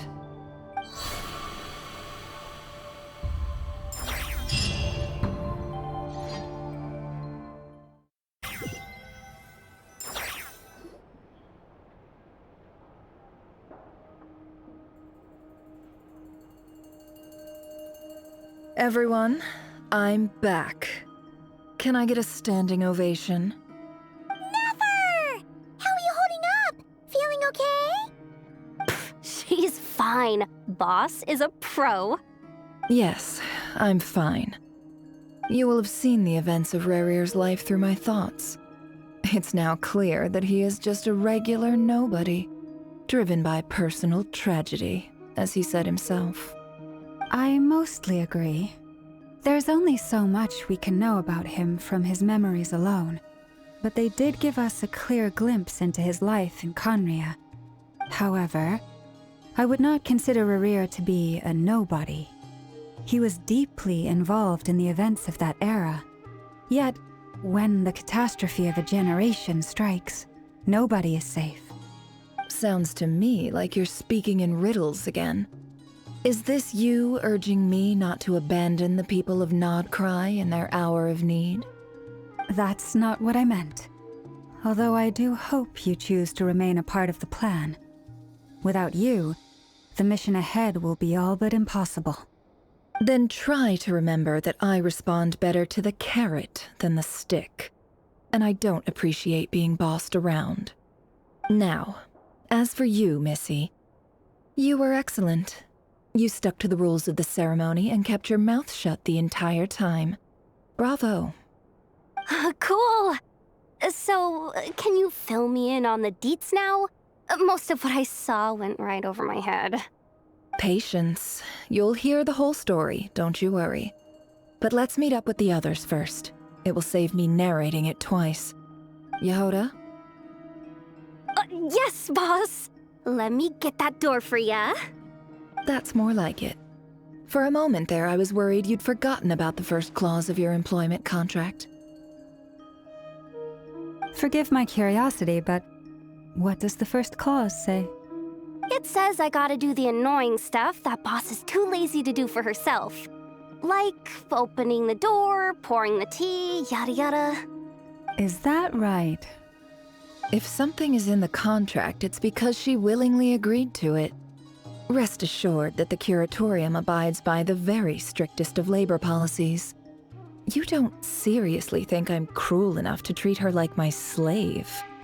In any case, I've hardly shied away from my share of the work today. Hope I don't catch Flintz and Varka lounging about in their chairs, enjoying a leisurely cup of tea. There's nothing I dislike more than other people enjoying themselves while I'm hard at work.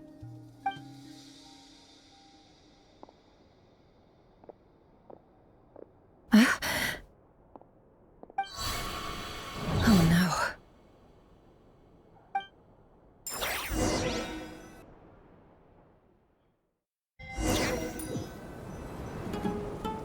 Sorry to disturb you, but we seem to have run into some trouble. Evidently so. Don't worry, I'm not about to leave you to fend for yourselves. I'm not that kind of boss. And it would go against the Curatorium's labor policy. I'm sorry? What did you hear me say? I wasn't talking about labor policy. Wait. How long have I been standing here? Not long. You just appeared by the door a moment ago.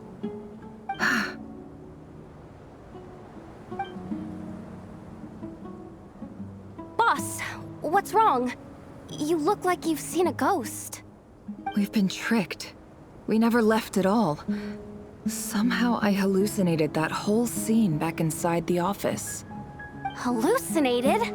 But how? How indeed. This place should heed my will alone. All thoughts and actions that occur in here are just a result of pawns moving across the chessboard in a carefully calculated manner. And nobody has access to this chess set but me. So you control everything in here? More or less. But yes, it's a special technique of mine. Has anything like this ever happened before? Only once. It was the first time I used the chess set. Is there any similarity between what happened then and what's happening now? I suppose my thoughts are a little turbulent, which was also the case my first time. Is there anything I can do to help? The first clause of your contract clearly states that I only need your help with things that I'm too lazy to do myself. Meaning, you're not feeling lazy right now? Meaning, this is not something Yehoda can help with. The chess set is a personal treasure that I alone understand. I must be the one to find our way out of here. Boss, it's fine. Really. Let me do something useful. Oh, listen to you. Whatever would I do without you, Yehoda? What? Really? Yes, really. Where would I ever find another employee as obedient and servile as you? God forbid anything ever happens to you. Oh, okay. Well, anyway, I was thinking of fetching some water. There's gotta be a source around here somewhere. I suggest everyone finds someplace comfortable to take a rest. We gotta conserve our energy. Even though all this chess malarkey doesn't exist in a physical sense, mentally speaking, it's all real. And so is our tiredness and fatigue. You don't want to dismiss mental fatigue. Just because it isn't physical doesn't mean it's any less serious. But anyway, I got your backs, so don't worry about a thing. Don't I have the best employees? Jealous much? If we can find a suitable time, I'd love to borrow Yehoda for a day to help out at the Frost Moon Scions. Would you be amenable to that, Boss Nefer? Oh, Lauma. Have I ever told you just how pretty you are? Beauty runs from the tips of your antlers to the depths of your imagination. Time to rally, everyone. Follow me. As we continue our journey, the same rules will apply. That means stay focused and no talking no matter what we encounter. And don't disturb the chess pieces. You have my word that I will get us all out of here.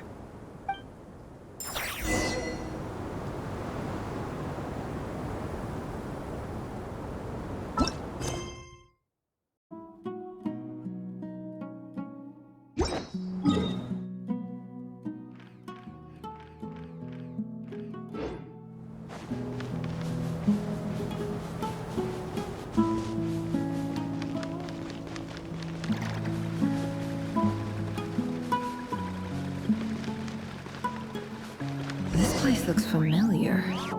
That's not a good sign. I wasn't expecting visitors at this hour. Wait, is that? Oh, it's him. There you are! Sinue's been looking for you all day. I think he has some news for you. Oh yeah?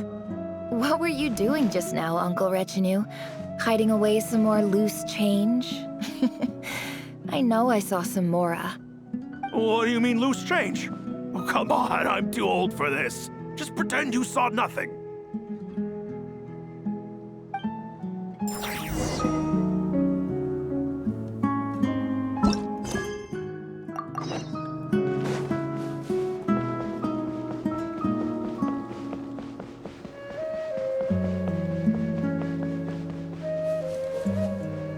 Hey, kid. Mind telling me what Sinuhe's been up to recently? I'm trying to get in his good books and I need a way in. Get in his good books? Why? What do you want with my dad, Uncle Apepi? I've written a new song. I was hoping to showcase it at the next festival, but I'll need his approval. A new song, huh? I'd love to stay and listen, but unfortunately, Uncle Retinue says my dad's looking for me. Well, there's plenty of time and I'm not going anywhere. See that pile of stones? I'll be sitting there warming up my vocal cords. Come find me when you're done. Pile of stones. Got it.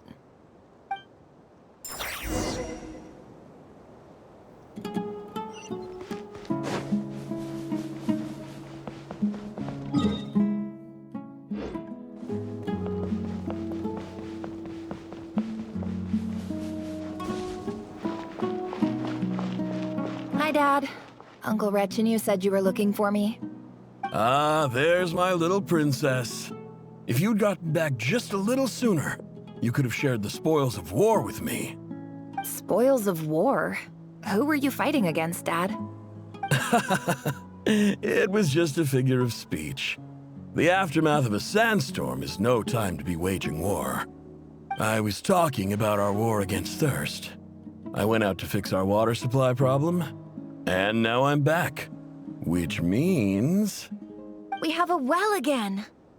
That's right. I found a new one and brought back as much water as I could carry. It should last us for a good while. If it wasn't for these blasted sandstorms, our wells wouldn't be caving in. You wouldn't be spending all your time out searching for new water sources. As the chief of our tribe, I'm supposed to be leading us out of hardship and poverty, onto better things. You know how prosperous our ancestors were. I've told you all the stories. And look at us now, squeezed into these hovels. No one would choose this, if it wasn't for the endless wars over the years. But things are looking up. I started working with some folks from the academia a few months back. They gave me some contacts in return for my assistance in the desert. So you're the academia's helper now? Special ambassador, they call it. Think of it as a partnership. It's nothing bad, okay? We've been isolated here in the desert for too long. Seeking opportunities elsewhere is the best thing for us, and the fastest way to progress. So, do you get anything good out of being a special ambassador? Of course. My luck's improving all the time. One day, I swear I'm gonna lead us out of this place. We'll find somewhere new. Somewhere better.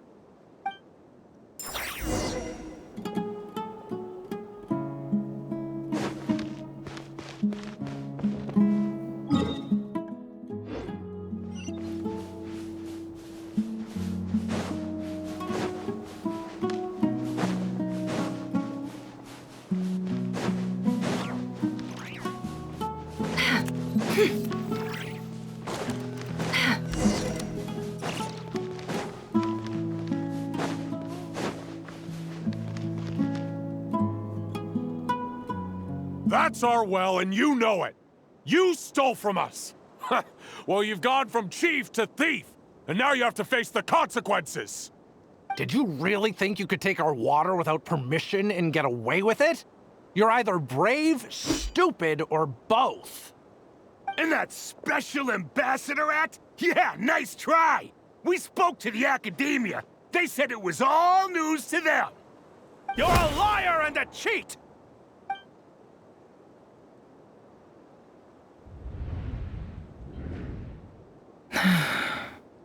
I heard Yehoda gasp, but I don't blame her. Most people are terrified by the sight of blood. Corpses strewn across the ground. The wounds are clearly from scimitars and daggers. The desert dwellers' weapons of choice. There's a handwritten note on the ground. Let's see what it says. Halil, this is Sinuhe, chief of the Shimti tribe. Surely you remember me. I was the one who helped you and your colleagues avoid the quicksand in the desert. This is my second time writing to you. I assume my last letter must have gotten lost in the mail, as I didn't receive a reply. I hope this one makes it to you safely. I'm writing to you because I need some help. That sandstorm the other day completely blocked up our well, forcing me to look for another water source in Iab and Unut territory. It was a matter of survival. Praise the gods. The well of the Iab tribe was intact. It was my last resort. I drew what water I could and left, but not without being spotted. I fear they will retaliate. You told me to write to you if I ever needed help. You said you'd be my ally in the academia. I urgently need you to formally recognize my title of Special Ambassador and send some of your people to assist me for a few days. It's the only way I can convince them that this was the academia's decision and prevent them from retaliating. This is an emergency. Please send help as soon as possible. Looks like this letter never got sent. The writer died a grisly death, and the letter was trampled into the ground. It's badly defaced. Some parts are barely legible. What a ridiculous lie the surviving Shimti tell. Their whole village was butchered over a sip of water.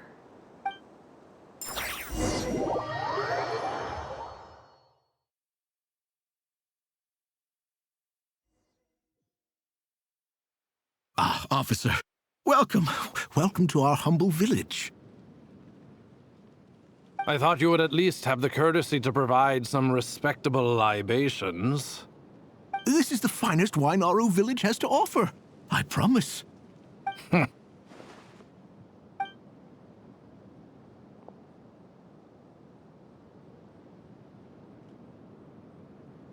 The Academia has agreed to reserve a single space for a candidate from your village. But I remain skeptical of this entire endeavor. I highly doubt anyone in this desert possesses serious academic potential. Please, have faith. If not in us, then in our god. The child we found shows great promise. I beg you, take her away from this place. Give her a chance. Don't let her talent go to waste. I don't recognize her. New arrival? She showed up here a few days ago and we took her in. She's a really bright kid. Please help. I'm begging you. So, where are you from? Nowhere special. Just a sand dune. What about the rest of your family? How many of you are there? Just the one. It's only you? Correct. So, no brothers, no sisters, no mother or father? Any who have slept on a bed of sand, I call my brothers and my sisters. Apart from that, I have no family. All right. Get over here. Sign your name on the form.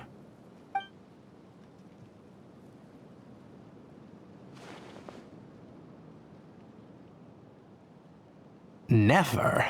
You're rather fair-skinned for a desert dweller.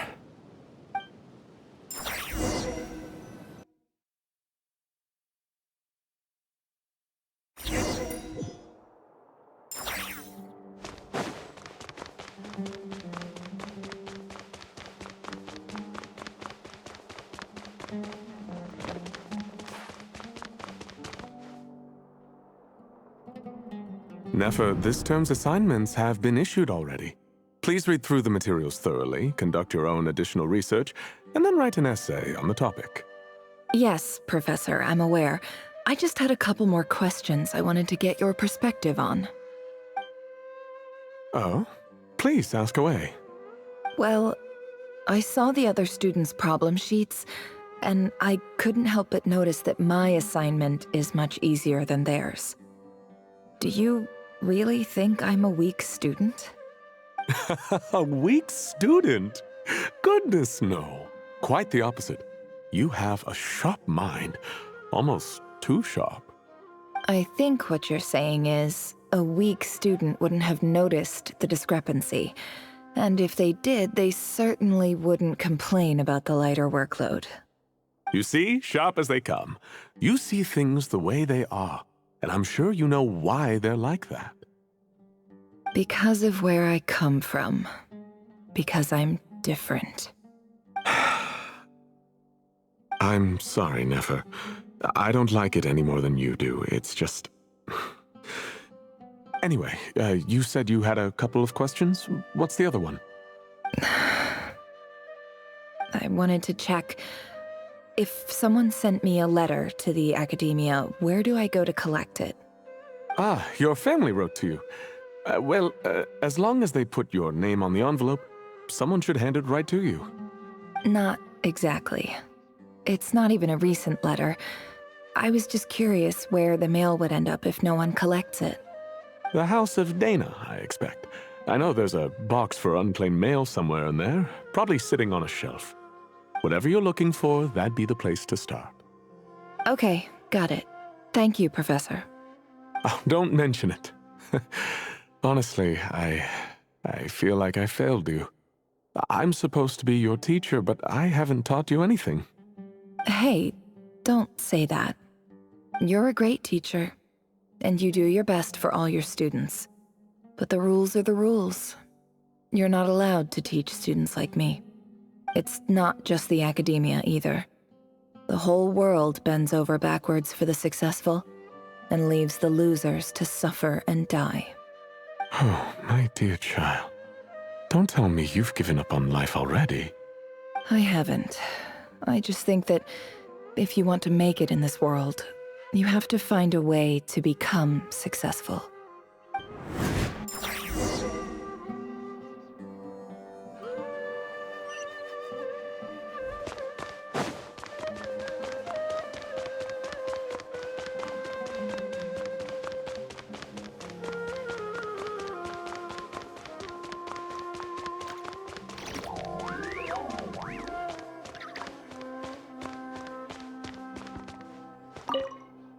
This must be it.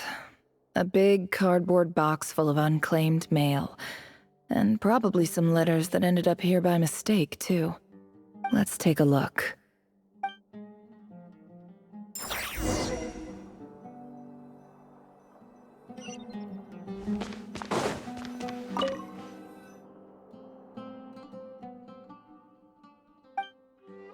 A dilapidation survey from Port Ormos. Looks like it's from a Core of 30 representative. What a strange thought.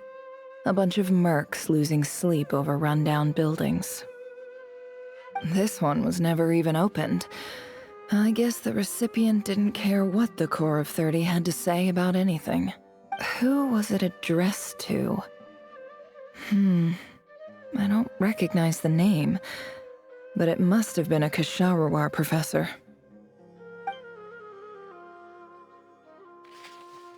This one is addressed to the Immorta Sage.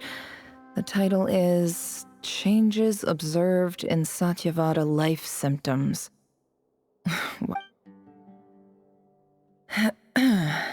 Guided by the incense, we became lost somewhere in the forest. All the barriers between levels of consciousness disappeared as our minds soared around in circles, looking for a branch to seek refuge on. In clinical terms, these symptoms fit the description of incense poisoning. The Immorta Darshan strictly prohibits the use of hallucinogenic substances, but I believe there are still people getting away with it. For example, my neighbor who always breaks out into song and dance after using incense.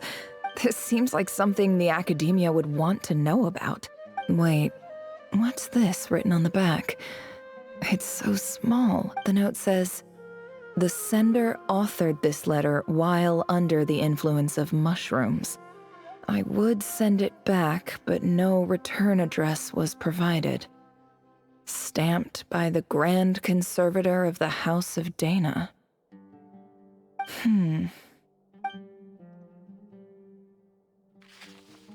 This next one is addressed to Grand Sage Azar?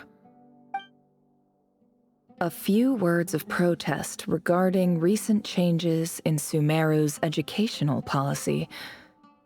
In recent years, the academia has taken on a small number of students from the desert region, as per the policy to this effect.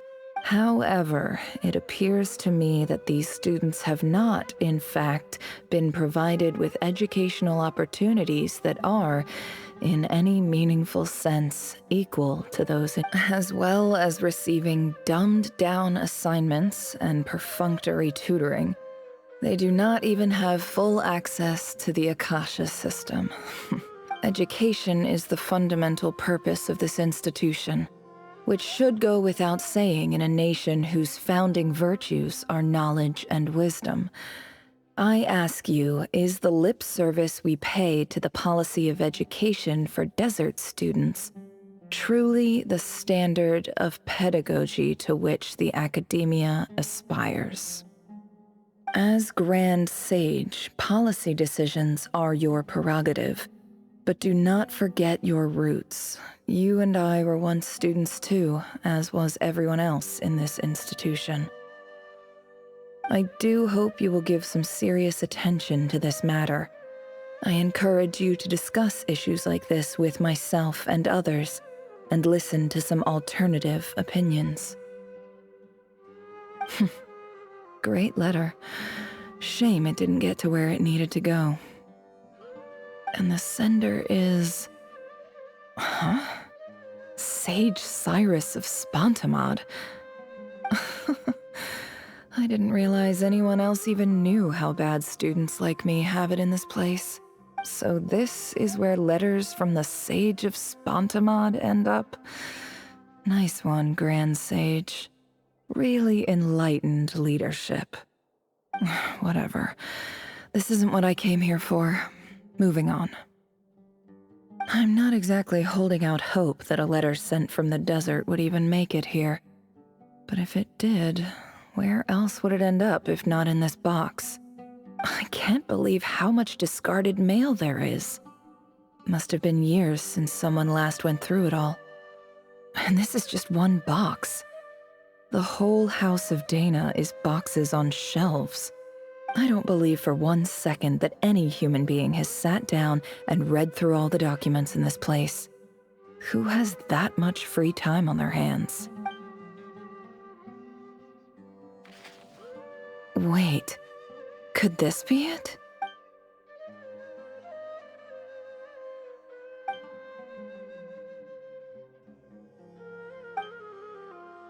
Greetings, Halil. My name is Sinuhe, chief of the Shimti tribe. I was the one who came to you and your colleague's aid when you ran into trouble in the Great Red Sand. I don't know how well you remember it now, but I brought you to safety and gave you some water and other supplies. You seemed very pleased and told me your name. In my tribe, learning a person's true name is serious business, and I therefore see you all as friends. You were kind enough to leave your contact details so we could stay in touch. The Shimti tribe lives a harsh, nomadic existence in the desert. You were sympathetic towards my plight, promising to make me a special ambassador of the academia and help us find a way to make a better living.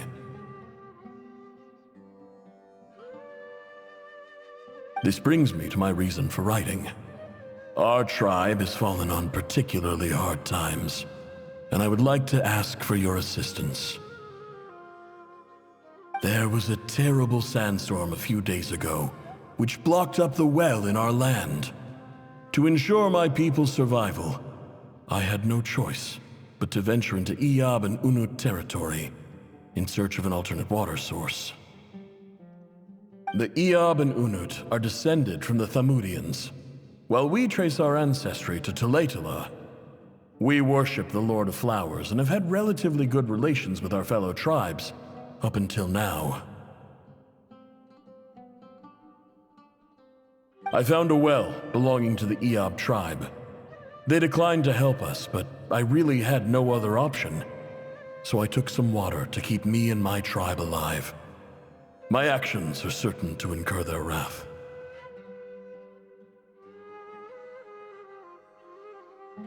When we met, you assured me that you would be my ally in the academia. I would like to take you up on that offer, because I really need your help. I wonder if you could send an academia representative to meet with me.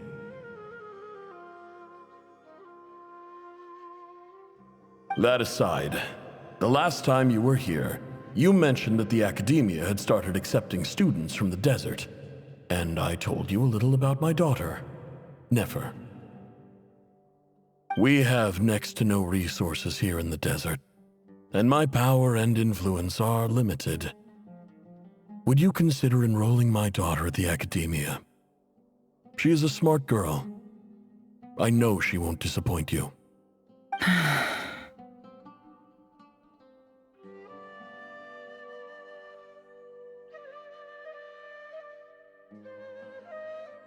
From the outset, the academia never took you seriously. Those things they promised were just empty words. I doubt they even remember the name Sinuhe. And you were so emphatic that your luck had finally changed for the better. You swore you'd lead us to a better place one day. You spoke with such conviction, like you were the most powerful chief in the whole desert. You liar. You lied about everything. You promised the world and delivered on none of it. And who fell for it? Just me, by the looks of it. Despite your best efforts. Which makes you a pathetic liar. You weren't even any good at it. I think I'll take over from here. Let me show you how it's done.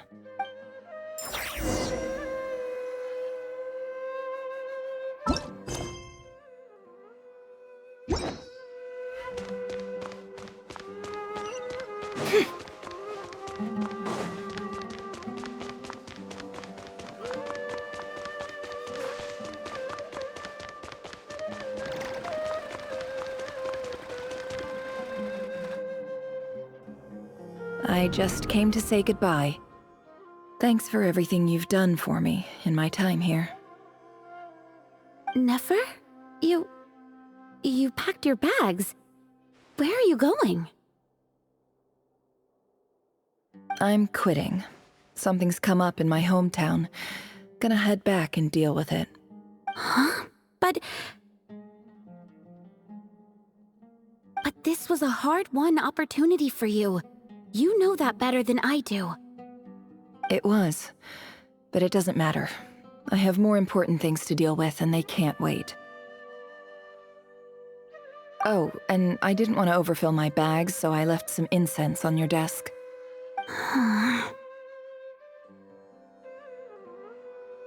What's wrong? I thought you liked incense. Although, I did read somewhere in the House of Dana that it has hallucinogenic effects. Don't use it all at once, all right? Isn't this the stuff you brought from your hometown? You're just letting me have it? But you said it's a rare and valuable commodity. Yeah, about that.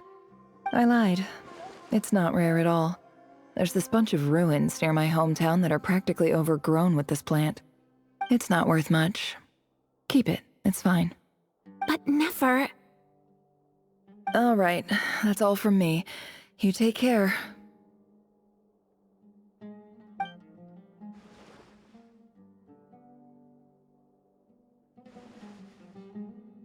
Don't forget me, okay?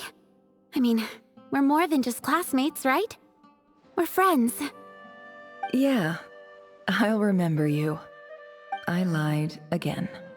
That incense is worth a fortune, and it's a rare find even in those ruins. And as for remembering her, I have far too much to do when I get back. No time to reminisce. I'll be lucky if I even make it through this alive. But either way, I expect I'll forget you pretty quickly.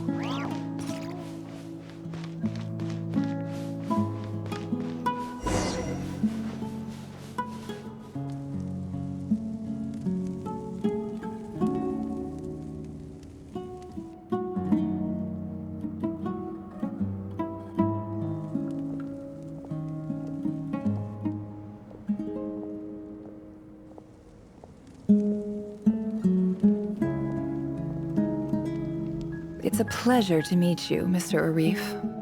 So, what does the Academia want? Since they've sent their special ambassador, I assume there's a big business deal to be made. If not, I'd be very disappointed. Please, sir, lower your blade. You're lucky I'm the one they sent. Not all special ambassadors share my admiration for the Iab people. The ever-shifting balance of power in the desert reduced the once great civilizations of this region to rubble and sand. But the story of the Iab has a very different trajectory. Others grew weak, but you grew strong. beginning in obscurity and moving to prosperity. You're the only ones who defied the trend. Huh. So, you do know who you're dealing with? This well is the perfect symbol of your strength, is it not? It used to belong to the Unut, but it looks like you have control over it now. You're not wrong. But I'm sure you didn't come all this way just to flatter us. Of course not. I came to bring you some very good news. Some information that recently came to light, which might just be your ticket to freedom. Records uncovered by the Vahumana Darshan show that a certain well currently under Iab control is built on top of some ancient ruins. These ruins are of great archaeological interest to the Academia. I checked the map carefully on my way over here, and I'm confident that this is the well in question. The Academia is offering 50 million mora in return for excavation rights. 50 million? No, wait. If these ruins are as important as you say, 50 million's a little low, don't you think? Don't get greedy, Iab.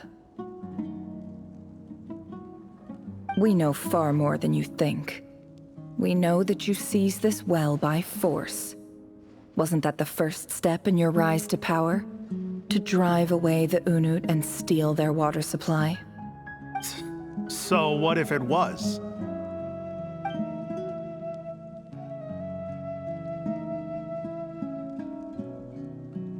Don't worry. As unscrupulous as it was, it's something we're willing to overlook. The Academia is only interested in dealing with the de facto power holders in the region. I hope I am making myself clear. And I hope your words are the truth. If I find out the Academia is trying to play me, I'll hunt down every one of your people and make you watch as I cut their heads off one by one. I assure you, Chief, that would not be in your long-term interests. You don't want to make an enemy of the Academia. You see how I'm dressed, don't you? I appreciate that you've never been to the rainforest, but surely even you recognize an ambassador's attire when you see it. And what does a barbarian like you have to lose anyway? You really think the Sumeru Academia would bother to come all this way just to lie to you? We have more important things to worry about. All right, I take your point. The Academia is the highest authority in the land. I'm sure you're trustworthy people. In that case, we have a deal. We will sell you the excavation rights. I'd like to thank you, Ambassador. This is good news indeed. Excellent news. In fact, it calls for a celebration. Would you do us the honor of staying a while and enjoying some Iab hospitality? Gladly. I am partial to wine myself, and I trust you are as well. So let's indulge in a few drinks together, in celebration of this momentous occasion.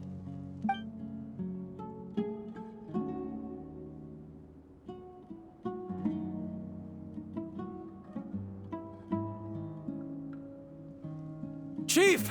Chief, it's an emergency! It's the Unut. They've taken the well. What? Well, don't just stand there. Take it back. Yes, Chief. I have every confidence in the Iab's military superiority, and yet... What is it?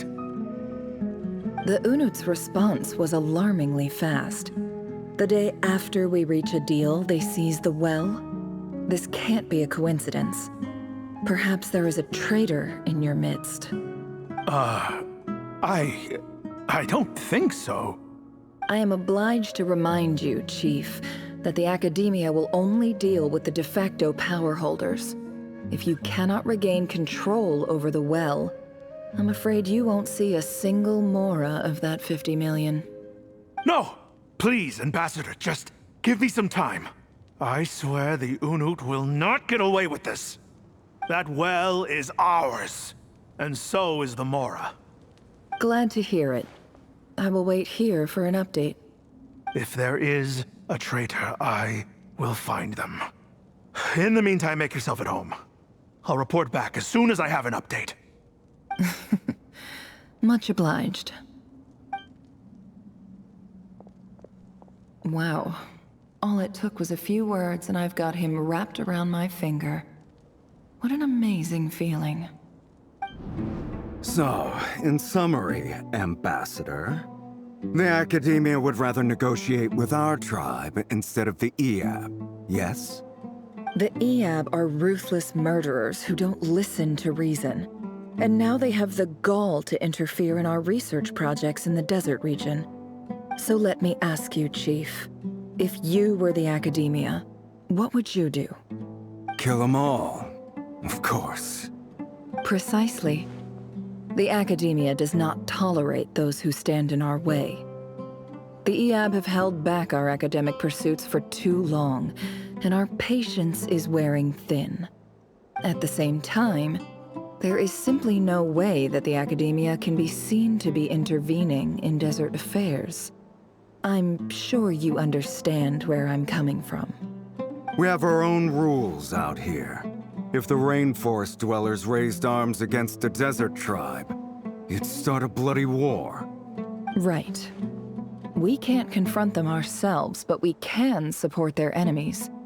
The Unut have always had strained relations with the EAB, which makes you our natural allies. Natural allies.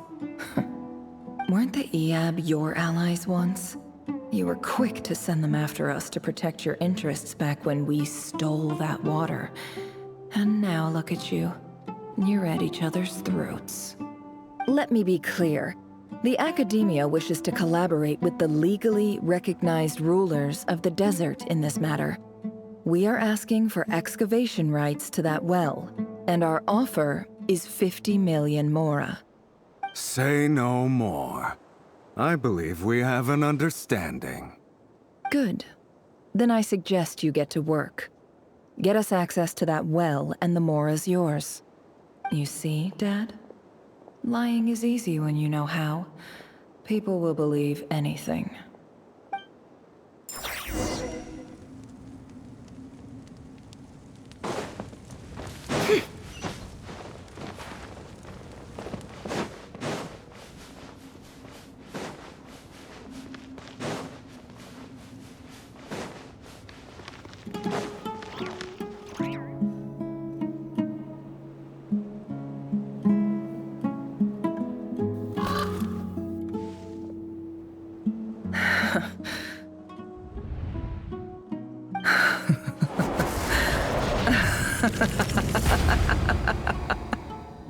Look at yourselves. You may be vile, savage monsters, but your butchered bodies bleed like any others. You're no different. You're nothing special at all. The monsters who destroyed my home, they're just ordinary, petty human beings. What a joke. I think we're even now. Maybe I've even done the desert a favor. It's a better place without all these people around.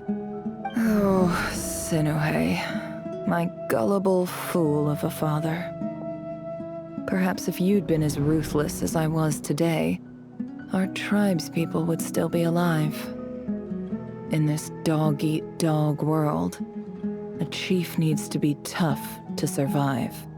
But you couldn't do what had to be done. So I did it for you. Nefer, it's okay. All of this is in the past now. I believe I remember you promising to remain silent.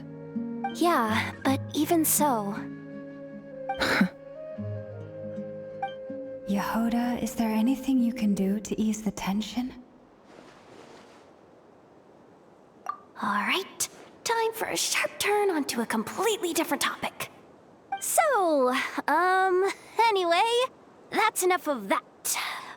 When are we getting out of this place? Feels like we've been walking forever. I'm getting pretty tired. Oh, Alma, you tired? Yes, if we can find somewhere to sit down, I could certainly do with a rest. It's not far now. There should be a temple just up ahead.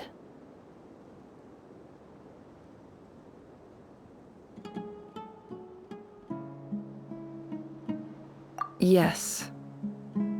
Really? A temple?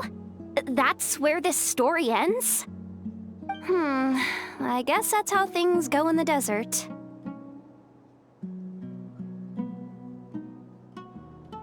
Desert dwellers can never escape their destiny.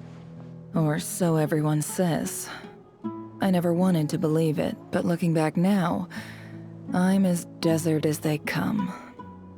You mentioned a temple. What's waiting for us there?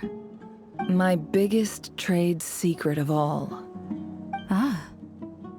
Then I'm guessing it's where you got your power from. The power to peer into other people's minds. I didn't know you were clued up on any other religions. I'm no expert in the history of Sumeru, but since you come from the desert, I would imagine it has something to do with King Deshret. Sounds impressive.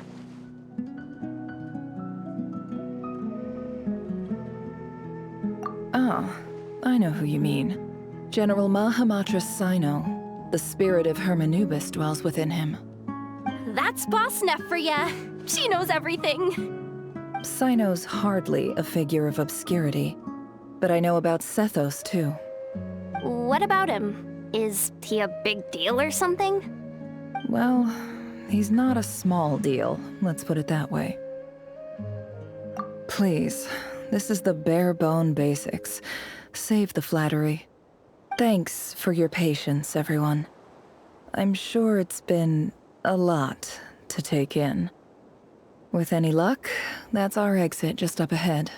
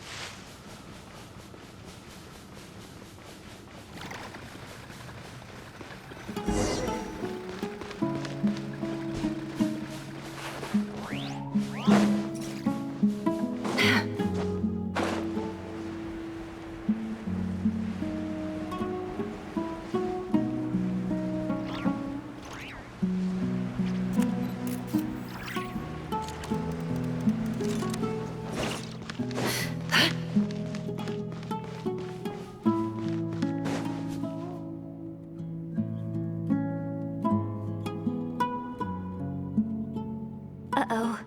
Uh-oh. Uh-oh. I'm totally out of my depth here. I don't have anything to add about any of this stuff. Like, look at that statue, for instance. I want to do the whole name-dropping, this girl knows her stuff thing too, but I've never seen anything like it before. A statue with the head of a bird. That's Thoth, the Ibis King, one of the 7 pillars of King Deshret. The legends say that he, the Crocodile King, and the Goat King were the 3 retainers of King Deshret. Let's take a look.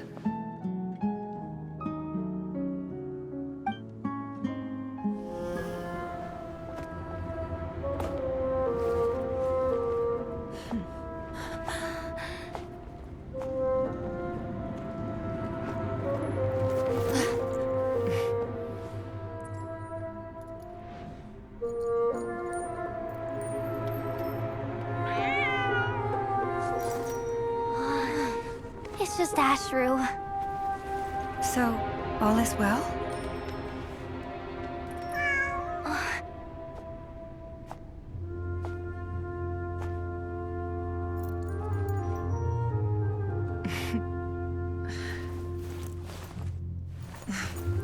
Typically speaking, at this point, the world disintegrates. Then we find ourselves back in the outside world.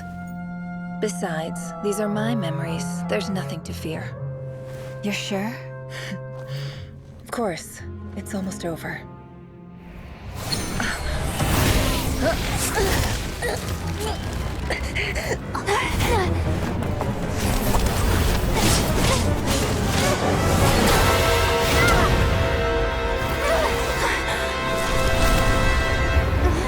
Never! Hey! Hold on!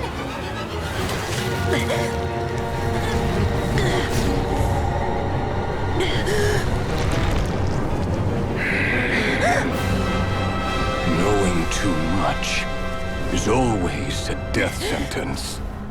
Speak for yourself.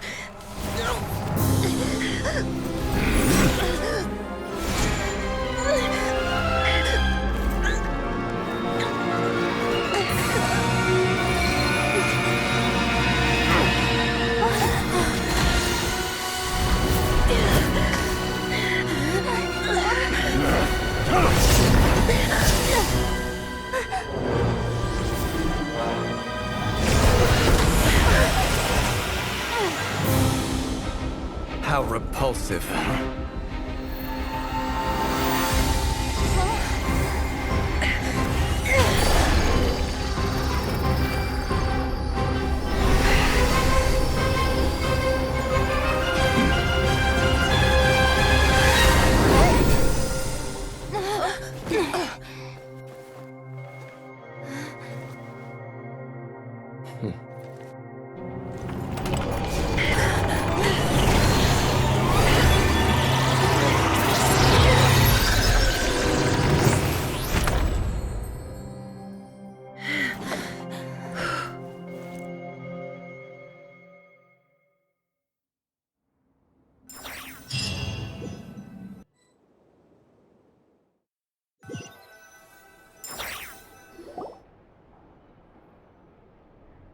Timed that pretty well, didn't I? It's okay. I'm just glad no one was hurt. Paimon noticed you doing something too, Dainsleif. Were you helping get them out? Of course. When I asked Nefer to conduct this investigation, I was not naive to the dangers involved. I had a duty to ensure your safety. Good to know your sense of justice is still intact after all these years. I take that to mean that you saw the truth. That comes as a great relief.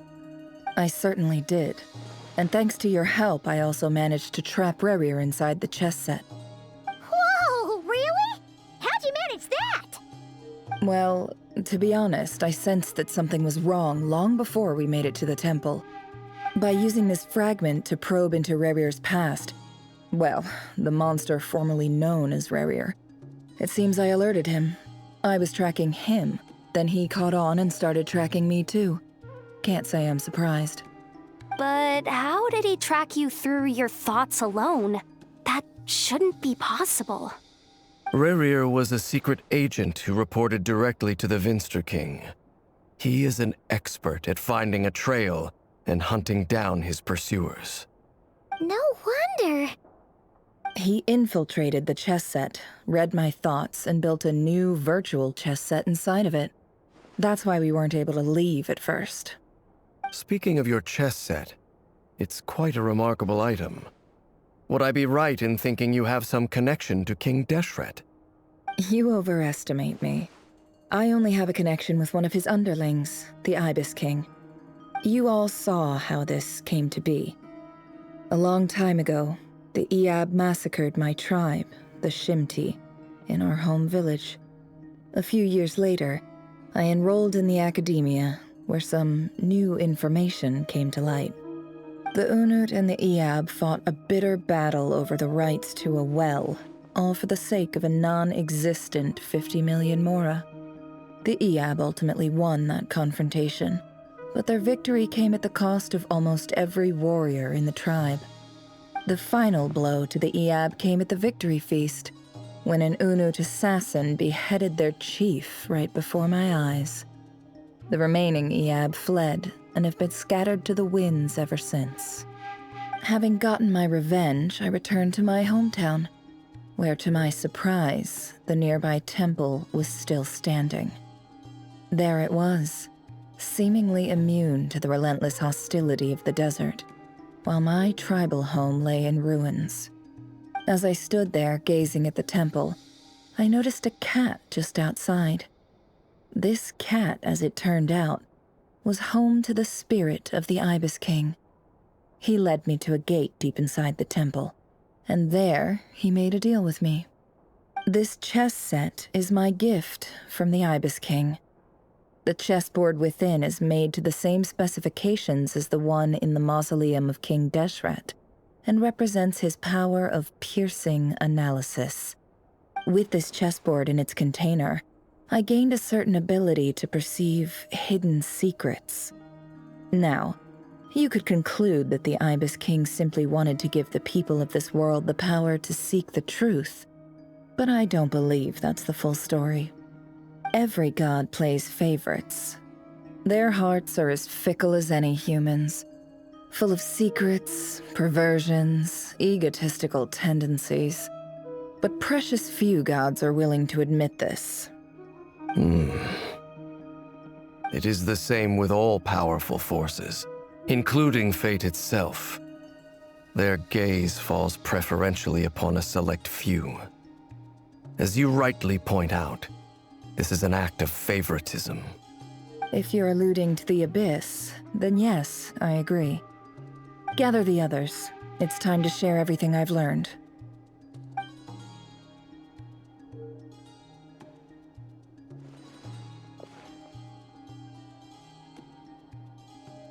Thank you all for being here. As promised, I did some further investigating into the Reicher of Solnari's background. I am pleased to report that the investigation has been most fruitful indeed. The Reicher of Solnari, real name Rerir, was once a Conrian subject who served the Vinster King. I will now share the important details of his story. Please save any questions or comments for the end.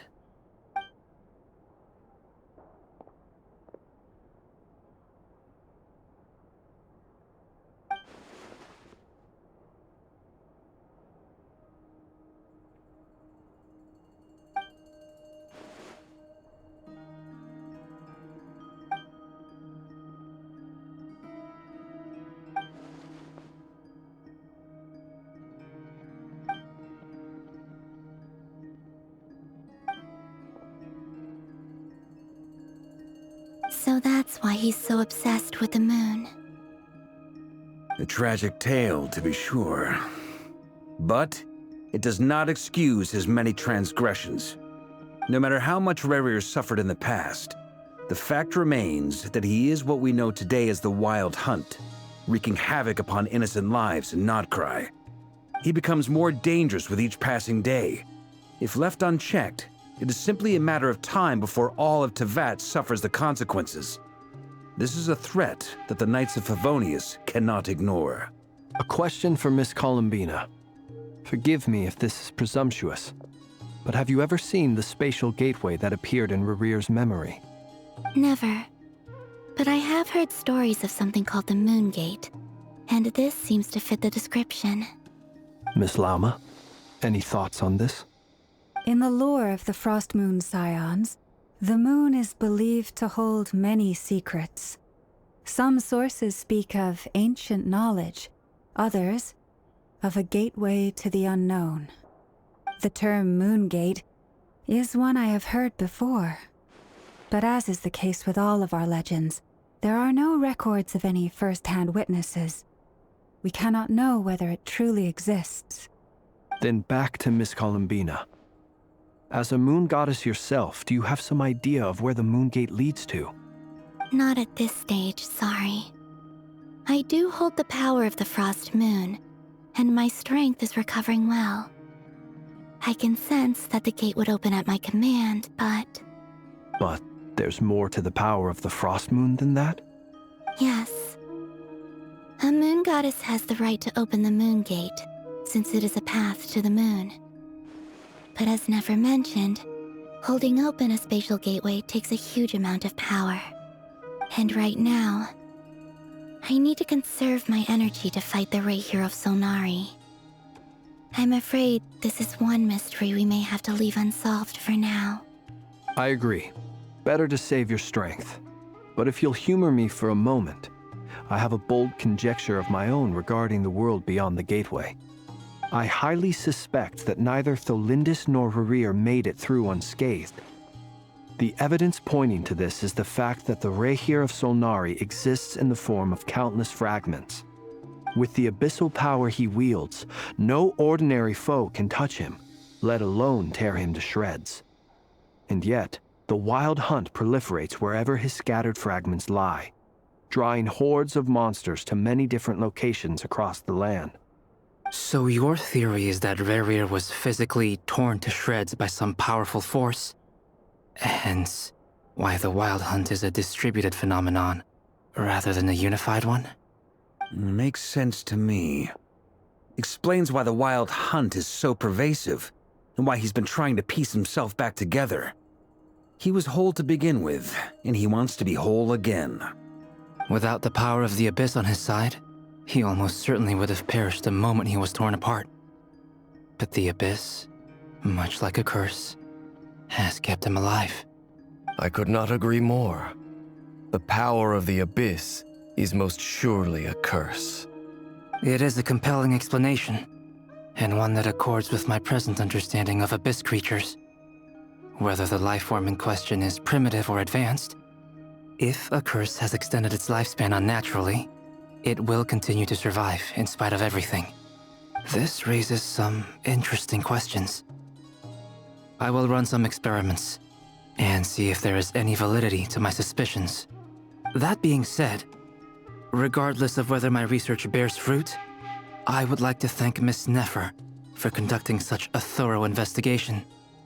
Already, it has greatly enriched my understanding of the entity we face. My pleasure, Mr. Albedo. I too hope that the information I have shared today proves useful as we look to formulate the next stage of our plan. Hey! What is it, Dainsleif? You look really upset! It's just... when I think of the man I once knew as Rerir, I struggle to understand why things had to turn out like this. The two of you used to be friends, didn't you? I don't know if these words will bring any comfort, but my heart goes out to you. Mine too. We could never know all the hows and whys of the way things are.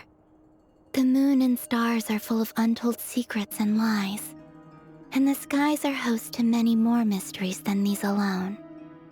Yet, none of that can begin to compare with the complexity of human life. Those are the first comforting words I've heard in a long time. Thank you, both. Well, I think this is a good place to end today's meeting. I'm sure Nefer needs some time to recover.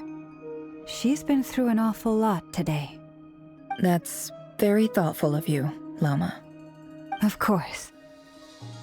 Sounds good to me. Take some time to rest and digest before we reconvene to nail down a plan.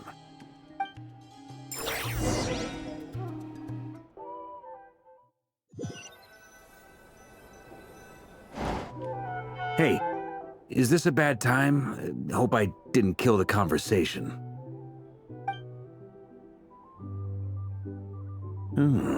Nice room. Oh, I'm not coming in, though. Why not? It's just a hotel room. If it's all the same, I'll just stay out here. I might not look the part, but I'm technically a knight. Barging into people's private quarters isn't the kind of thing we do.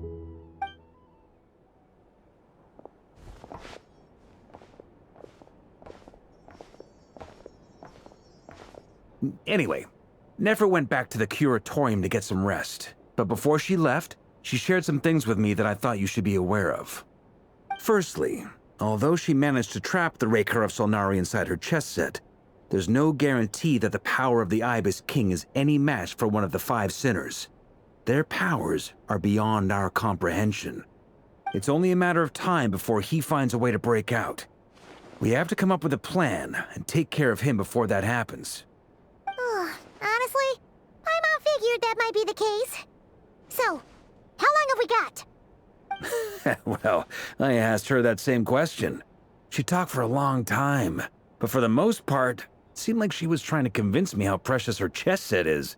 What a long and storied history it has. It felt like some kind of sales pitch, you know? The kind where you end up handing over Mora against your will?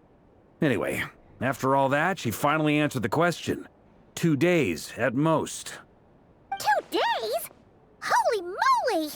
Can we even recruit enough help in that time? That remains to be seen. Which brings me to the second issue. Dainsleif is obviously conflicted about this whole thing. But given how little time we have, there's no way we can pull this off without his help. You have some history with him, right? Do you think maybe you could talk to him for us?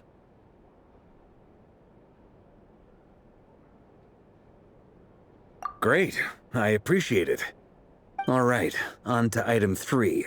So, Albedo, Durin, and I put our heads together and came up with a plan.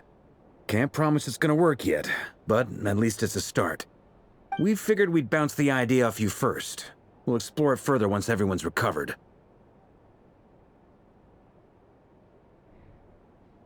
Oh, Paimon's dying to hear this. All right, so here's what we're thinking.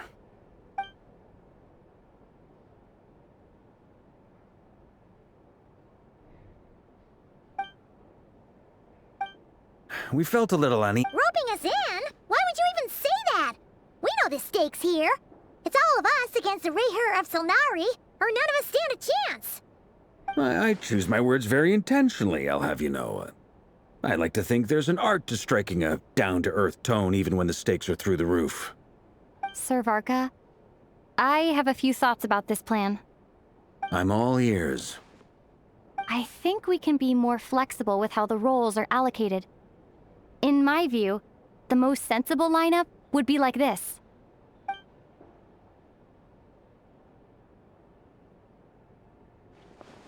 I see your point, yeah. But if that's how we're going to approach this, you'd better make sure you're ready. To be clear, I don't doubt your abilities. Far from it. I just want to make sure. Are you really willing to take all this on? I want to do everything within my power. The Rayher of Solnari is a truly fearsome opponent, and if I do my part, it'll greatly reduce the risk for everyone else involved. Well, that tracks with what I've heard. Jean's mentioned in her letters that you're so diligent it's almost abnormal. As in, most people weigh up the risks and rewards in situations like this. But you seem to just march towards danger without a moment's hesitation. Of course, everyone appreciates a fearless pioneer. But all that aside, I'm the Grand Master of the Knights of Favonius, and you're our honorary knight. I want to make sure your courage doesn't come at the expense of your safety. Thank you, Sir Varka. I should be the one thanking you. It means a lot to have you on board. I'll give some serious thought to your suggestions.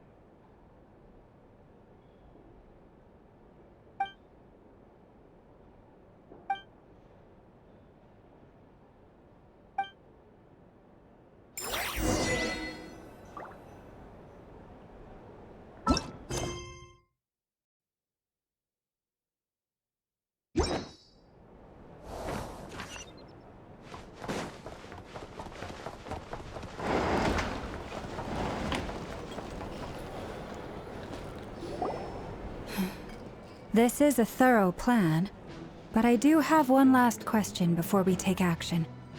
How can we be sure that our enemy won't leave the designated area? Great question. Albedo's been hard at work analyzing Rayher and the Wild Hunt's behavioral patterns. His conclusions are as follows. Firstly, from the earliest known confrontation until now, Rayher has never displayed any ability to manipulate the dimension of space. So it's unlikely he has any power in that domain. Secondly, He seems to have a particularly strong vendetta against our group. If we put him in a fight-or-flight situation, he'll choose to fight every time. Thirdly, finally, and most importantly, he is consumed by hatred, both for the moon and for his enemies. Turns out, we tick both of those boxes. We have a reincarnated moon in our ranks, and a spy who accessed his private memories without permission. He'll be baying for blood, not looking to escape. As someone who's had their fair share of interactions with the Wild Hunt, those all seem like valid observations to me. Understood. Then I will defer to the verdict of the group. Well, everyone, that's the plan in full detail. Albedo and Durin are carrying out their part as we speak. Plan approved. Scheduling. Okay, any firepower you need, I got you covered. Let's light this baby up. The Frost Moon Scions are behind you as well. And the rest of you?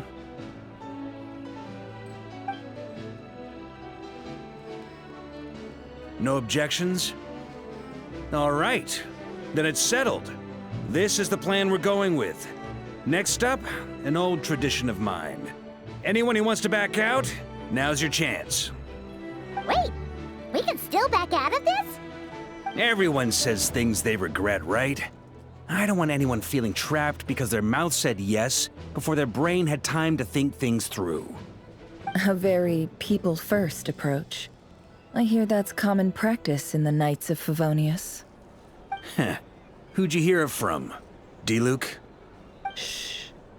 We don't use people's real names at work. This contact will be known only as Owl, please and thank you. This plan can only work if everyone does their part. Flint's and I will absolutely support it. We shall indeed. You'll be glad you accepted our help. Also, you are the last person I expected to see here, Miss Dory. It's not often I get called Dory in a work context. My peers usually call me Lord Sangamabe. So, the longer your name, the higher your net worth. Is that the idea here? In that case, Mr. Flint's here must be worth a fortune. That's right, I know your full name. It's... The walls are thin here. I'd appreciate you keeping that a secret. Okay, fine. I'm actually only here as a favor for someone else. Do you have any idea how much it would cost to hire me otherwise? Oh, does this mean someone out there actually has the power to boss Dory around? It most certainly does not. We have a long-standing and mutually beneficial business partnership. She's actually the mom of a friend of yours. Said mom supplied me with a great little trinket, but now that lady's ruined everything. If I don't start building a little goodwill now, my whole business in Notcry is gonna go down the drain! Okay. So what exactly is so special about this pendant? It's a lucky charm that a great mage made for me. We have a business relationship, and she was worried that something bad might happen to me. So, she wanted me to have something that can store power to protect myself with. I finally got it all fully charged up with Kovaki, and then never went and used it all up at once! Never lost so big in my life! You're right. It was all my fault. I didn't mean to drain all the Kuvaki in the pendant, but I'll make it up to you. You will? Well, in that case, how about you give me your chess set, and we call it even? I knew you'd say that. Well, it's yours if you want it. In fact, take it now, and I'll even throw in a free Raker of Solnari. Deal? You're putting me in a difficult position here.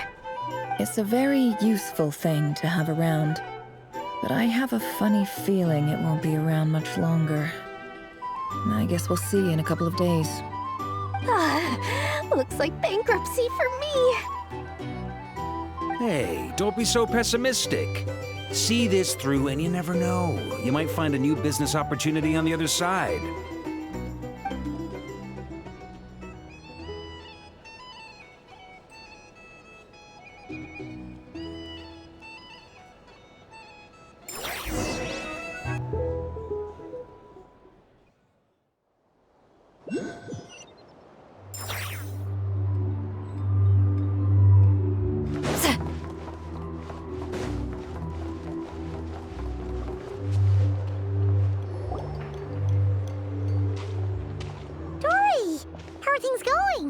feeling ready? Oh, I was born ready. We only have 2 days. You think Lord Sangamabe would let an opportunity like this slip by? Don't forget, when something's in high demand, the people with the goods on hand get to charge the highest price of all, even higher than the sellers taking advance orders. Ta-da! See? It's right here. Oh, it's so pretty. Did you make it? No, I have a supplier. We go way back, so he made me a very attractive offer. Aha! No wonder you were talking about Lucky Charms at the meeting. You've been getting Kaveh to make them for you. That's not the full story. It actually started a while back as a project between me and the Dendro Archon. Mage Alice once warned me that this world won't stay safe forever. There may come a day when everyone faces a great crisis. I passed this on to the Dendro Archon, and she secretly brought together a research team made up of Sumeru's top scholars to invent a technology that could keep people safe. I won't go into the details because it's all very complicated, but if you want to know more, you can ask the Dendro Archon about it sometime. Anyway, point being, it was the Dendro Archon who asked Kaveh to build this little contraption. As one of the top Kashara War talents, he was the obvious choice. Took him long enough. He stressed over it for ages. Must have gone through at least a dozen designs before producing a final product. But that's Kaveh for you. Marak delivered it to me a couple of days ago, along with a letter from Kaveh. Could I ask why I'm sending this technology to you? And what's your proposed use case? Has it been approved by the relevant authorities? So nosy. My fault for sending him the research permit to begin with. Surely Nahida must have told him you were involved in this project. He was probably just nervous because you're always so secretive about your business. Could be. Anyway, I just replied, let's hope there never has to be a use case, because it would involve grave danger. Fair enough. But it sounds like he was just being cautious. He probably felt responsible as the one who made it. Or maybe he was asking as a favor for his housemate. He's done that before. Not sure why, though. His housemate doesn't seem to really care that much about this kind of stuff. Either way, all's well that ends well. I'm just glad to finally have my hands on the product. I wouldn't want to be without it, given the potential dangers that lie ahead. Huh? What does that look mean? Paimon's just super surprised. This must be the first time we've ever seen you actually get serious about something.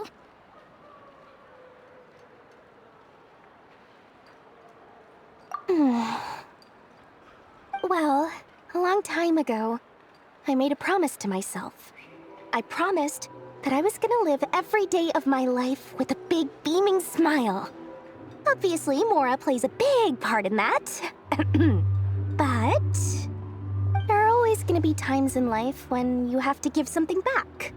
That could mean paying back a debt, returning a favor, or showing some kindness. Alice has been a huge help to me over the years. She was the first investor I ever had. And I want my investors to know that Lord Sangamabe is the best in the business. And more than that, no one knows what the future will bring. Whatever happens, I want to make sure the Dendro Archon and all of Sumeru is prepared to face whatever comes. Oh, that? I was just making sure Nefer and I are square. Don't be thinking it was some sort of benevolent act. I'm no saint, so don't treat me like something I'm not. My priority is doing the business that I want to do, so long as my conscience lets me, but it usually does. That's the Lord Sangamabe business model. All right, if you say so. I do say so, and that's the whole point. I'm a businesswoman. Don't go trying to figure out what kind of person I am. You'll exhaust yourself. Much easier for everyone involved if you just take my word for it. Oh, and could you two help me get this stuff where it needs to be? Thanks so much. You're my favorite assistants.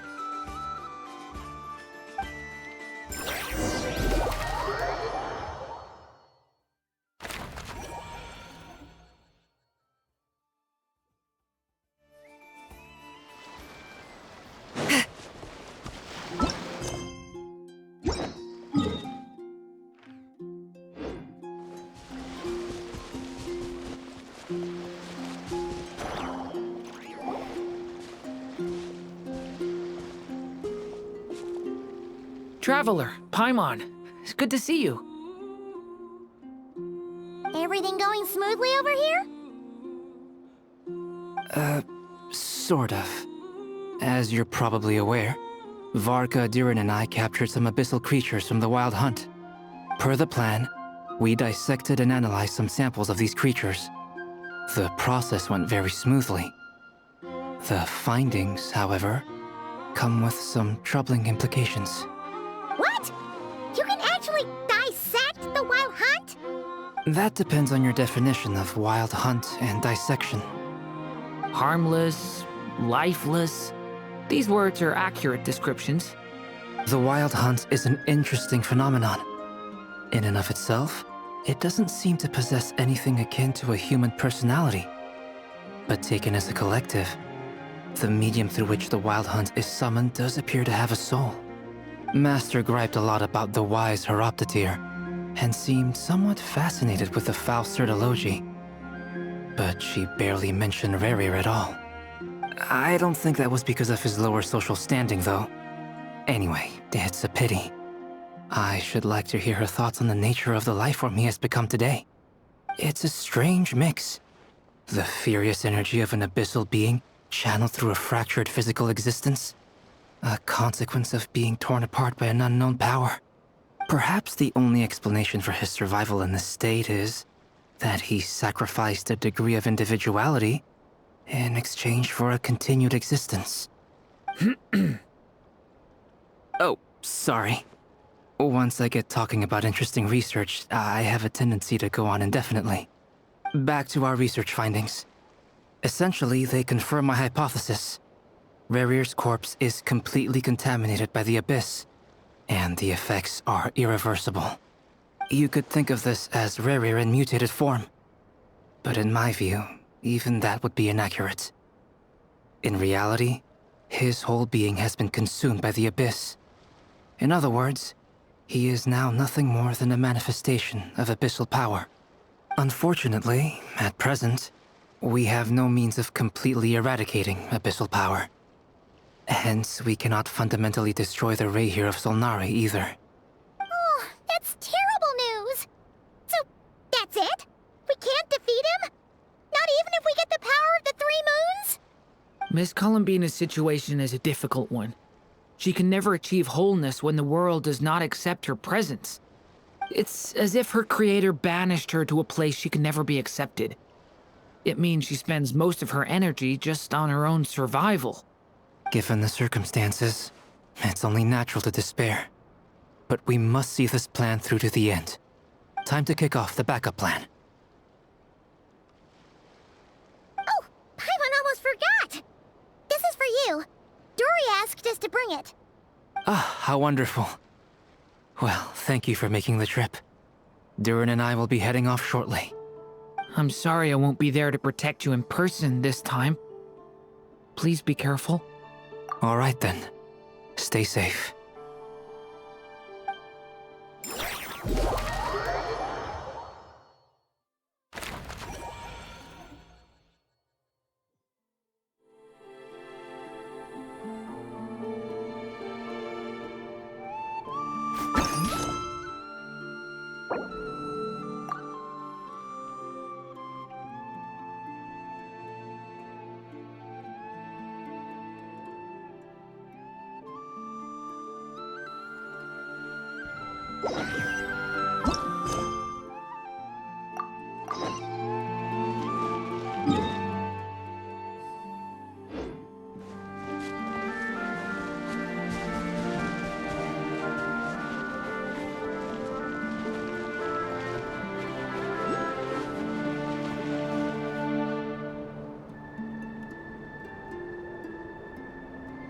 Miss Lauma, is everyone here?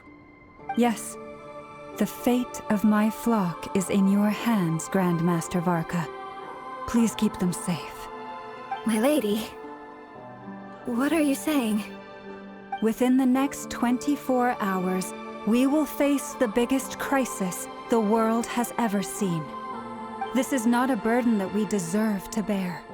But I believe that we reap what we sow in this life. So I intend to act. I must do what I think is right. For me, that means fighting for the future of Notcry.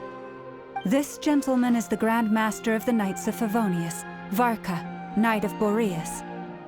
In my absence, please follow his lead. Hey, everyone. Guess I should introduce myself. Well, to start with, I know my way around a battlefield. Biggest strengths are honesty and hard workingness. Anyway, point is, I don't intend to let Lauma down.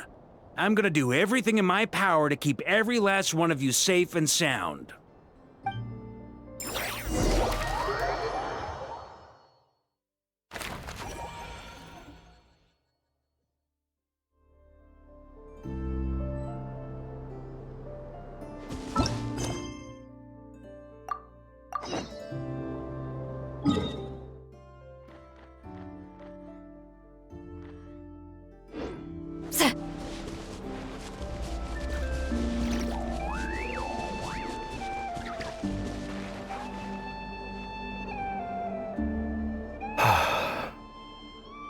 Something on your mind? Miss Columbina, was it? I believe that's how the others addressed you. That's right. Names are funny things. Have you always been called Dainsleif? Yes. I take it your own name has a more complicated history. I have a different relationship with names than other people. To be honest, I'm not even sure that Columbina is my name. At least, not in the same way that Dainsleif is yours. But it's what everyone calls me, and I go along with it. A lot of my life has been that way. I get so used to things that I forget to question why they are so. I never used to think much about where names come from, or what they mean to people. Maybe something's wrong with me. You're different from other people. I sensed it the first time we met. You're more perceptive than most. I'm sure your long life and rich range of experience explains that. Do you ever find yourself missing Conria, Mr. Dainsleif? Difficult to answer. I have dreamed of the past many, many times. Sometimes I'm fighting tooth and nail. Other times I'm lying on the ground, defeated. I don't recall any happy moments from that time. It has been too long. Is that because hatred survives longer than love and affection? That would not be for me to say. I make no excuses for the grudges I bear. But whatever the reason, I remember little that was beautiful or sentimental. Thank you for your help with the Rerir situation. Without your efforts, I never could have learned the hidden truth of his story. You're welcome. I know he's your friend. Friend? He betrayed me. And I never really understood what he was going through in life. Some friendship, that is. Okay. So, do you plan to fight him with us? You see, you're torn. Now you know what really happened. You see the things he's done in a new light. I need some time. Of course. I completely understand. Anyone else in your position would feel conflicted too. Actually, I went through something similar myself recently. Something happened that changed my perspective on a situation. A situation I took for granted at the time, but now I feel very grateful for it. You mean the Harbingers who still support you, even though you've left the Fatui? Yes. I always thought they were only helping me because Harbingers are forced to work together. But then I abandoned them. A warrant was even put out for my arrest. And even now, they still support me. Which means I was wrong about them all along. Clearly, they view you as a friend. I feel a little guilty now. I regret not seeing her help for what it was, and not treasuring it. I see the guilt that you're feeling now, because I feel it too. Hopefully, talking about it will do us both some good. Have you noticed that the Traveler and Paimon are over there? I think they've been listening. Huh. Shall we say hello? Sure. Hello. Ah! They caught us!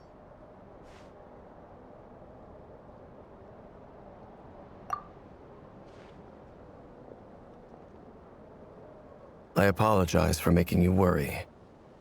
No doubt you wish to know where I stand on the plan to take down the Recher of Solnari. I'm afraid I need a little time, but I will seriously consider joining you. You will? Oh, thank you so much! Everyone will be so grateful to hear that! They needn't be. This was something that I was going to have to face up to eventually. That doesn't matter to them. They're grateful to you regardless. You can't control their gratitude, so just accept it. And then, have a think about whether you're willing to join us.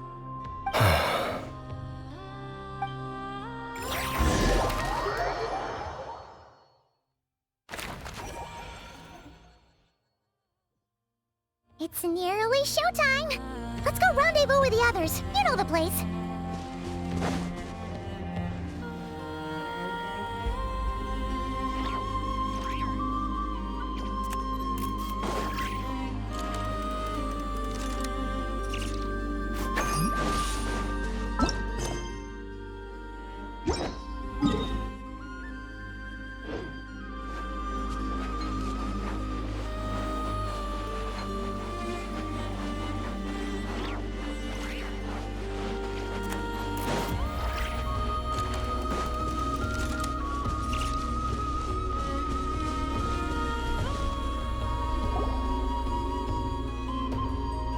Ah, you're earlier than I expected. Hey, Flint's! Been waiting here long? Not too long. I came a little early so I'd have some time to think. Are you nervous about the battle? Quite the opposite. I'm reminiscing on my past battles. When I was awakened by the Ratniki, I had not touched a weapon in many years. I felt like the battlefield was not where I belonged. But after waging war against the Wild Hunt for so long, I came to realize something. A life of absolute peace is simply not a possibility for me.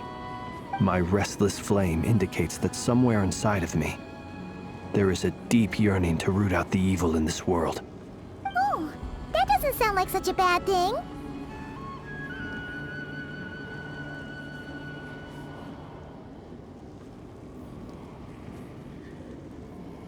Well, in the past, when I was a Fae whose primary concern was hibernation, it was hardly ideal.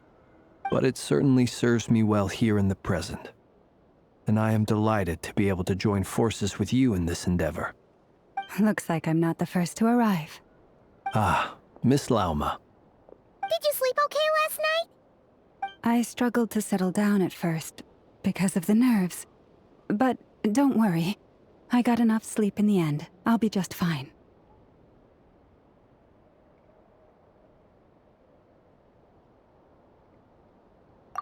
Please, I'm just doing my part.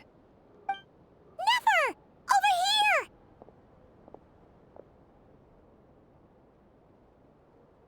Aino asked me to relay a message. She said Anefa will be on high alert and keep a close watch over all secondary districts where defense is required, providing support as necessary. Meanwhile, Aino herself will provide range support to us directly, using her latest invention. Excellent. My thanks to all involved. The chess set's looking a little unstable. It won't hold him much longer. We should be prepared to engage at a moment's notice. No sense sitting around waiting. Let's make the first move while we still have the option. I agree. Paimon, find a safe hiding place. Got it!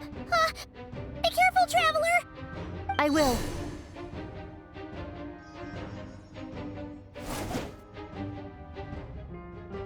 Everyone, take your positions as soon as the battle starts. Every ounce of strength we have in our bones, let us bring to this fight. Ready? Let's go. I've seen all your futile ploys before. You have become the authors of your own demise. I wouldn't be so sure about that. You are merely a moment of sport before I tear down the moon.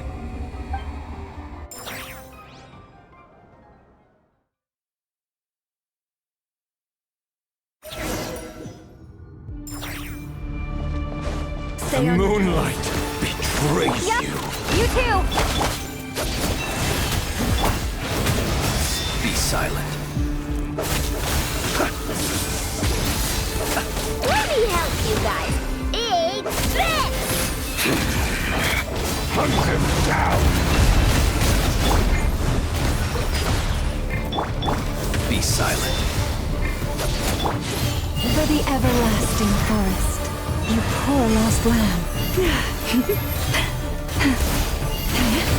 Hunt him down! Observe. Be silent. Night falls. It's all futile. Hunt him down!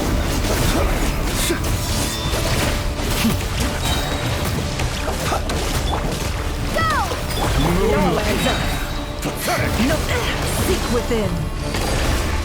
Can't hide the Hunt truth. him down!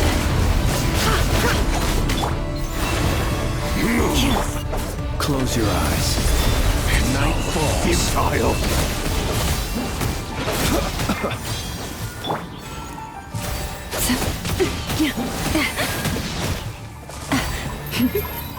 The moonlight Leave this place. betrays you. With one heart, we pray. Be silent. It all adds up. Go! Bombs away! The moonlight betrays you. No, can't hide the truth. The deception ends here. Time to come clean. The moonlight By the betrays craftsman you. of old. It began with the moon, and so shall it end. The moon will protect you. Branch into song.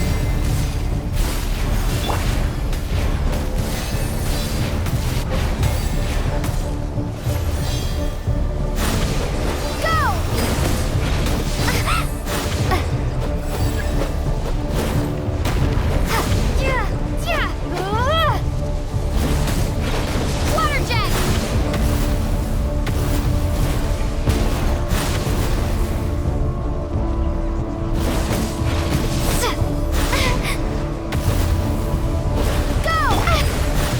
You poor lost lamb. Do you see now?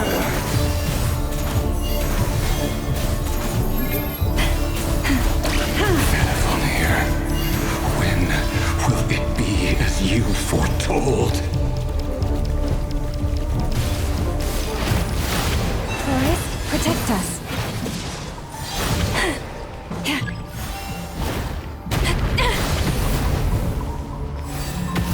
Spirits are not welcome here.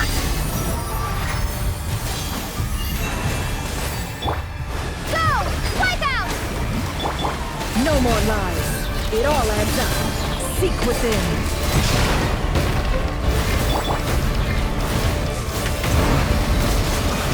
See you.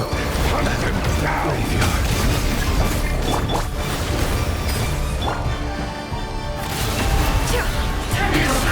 Futile! Lush as the moonlight. Hunt him down! Oh, forest, take my broken crown. Hunt him down!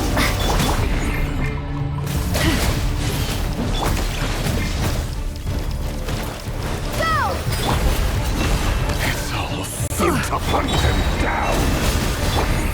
Observe. The mystery unravels. No more lies.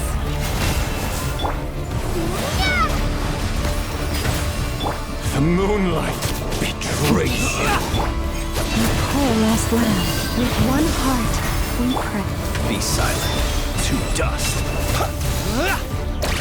Observe.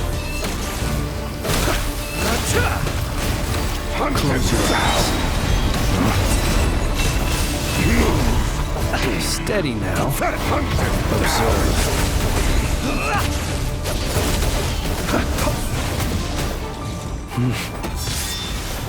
It's all futile.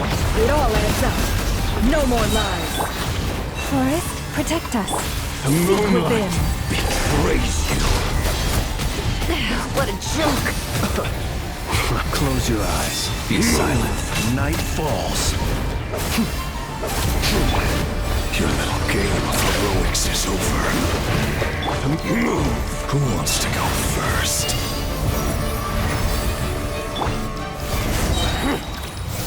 No. Get out of my sight!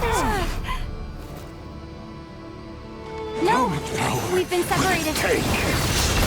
You okay? Never! Where are the others? Stuck outside the barrier. I guess he really doesn't like us. I told you before.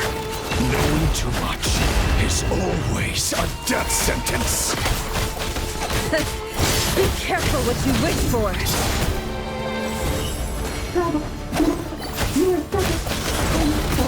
Lala! Can you hear me?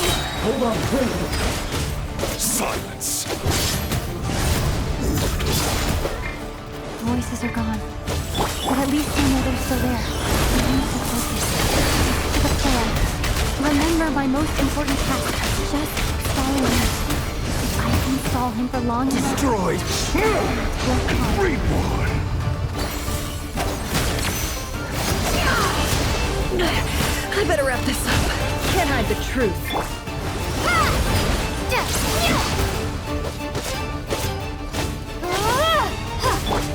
It all adds up. The mystery unravels. Let's see what you're made of.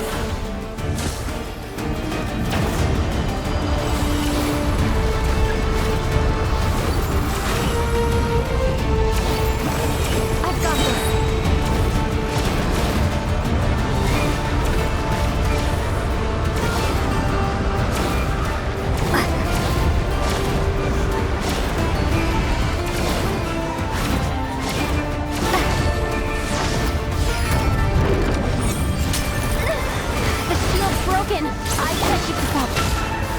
Don't push your luck.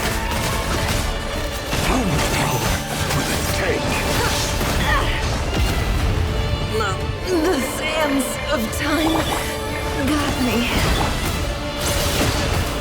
Destroyed! Reborn!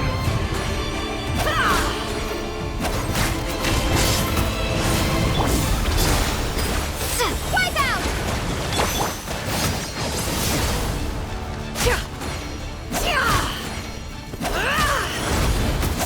No more left. Absurd.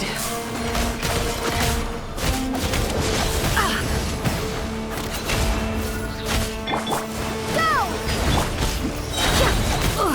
Seek within.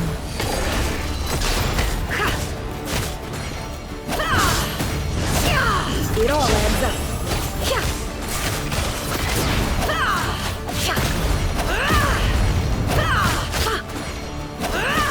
No more lies.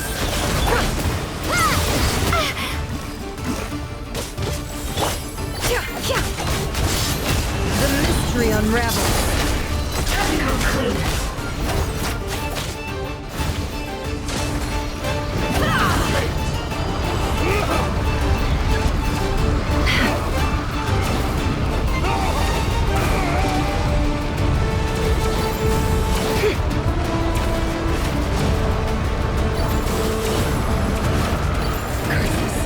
There's no other way.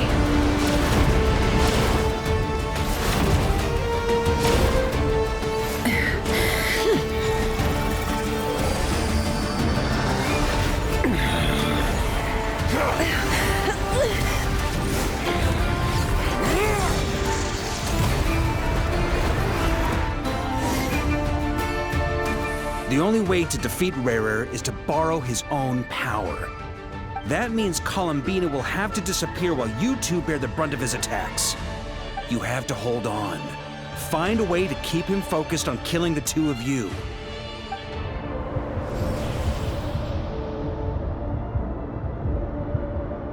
Never! Your eyes are bleeding. Soon you will be powerless to resist. And then, I will reduce you to dust. But that dust will plague your memories. Come on, keep holding on. Any other tricks up your sleeve? Let's see them. As entertaining as they are, you've backed yourself into a corner. You don't fool me. I see your fear clear as day. I have to stoke his rage. Make him unleash everything.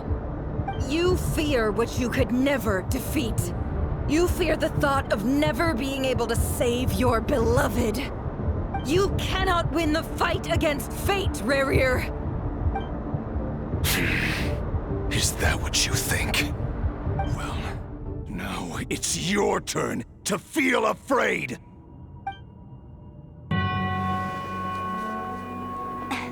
You fear the sound of your own name? Is it us you hate? Or is it what you've become?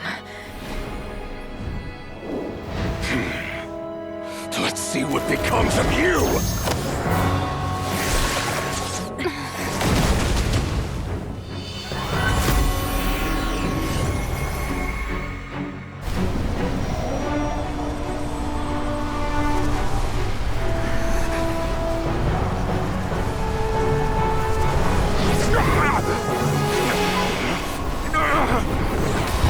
What's happening?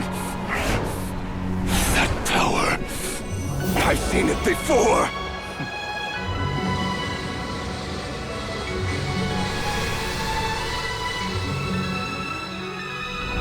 His power is on another level.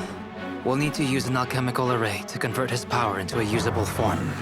Then quickly channel it into Columbina, rendering her powerful enough to compete with him. I'll join you. I can help. If I release enough abyssal energy into a confined space, it'll create a potential difference, allowing us to extract a huge amount of elemental energy. Next, I'll synchronize with everyone's minds using Pyro, then give you temporary access to their abilities and fields of view. But it won't last long. Can you see? Well enough. So, we have a student of Gold Rheindotter in our midst! How about that?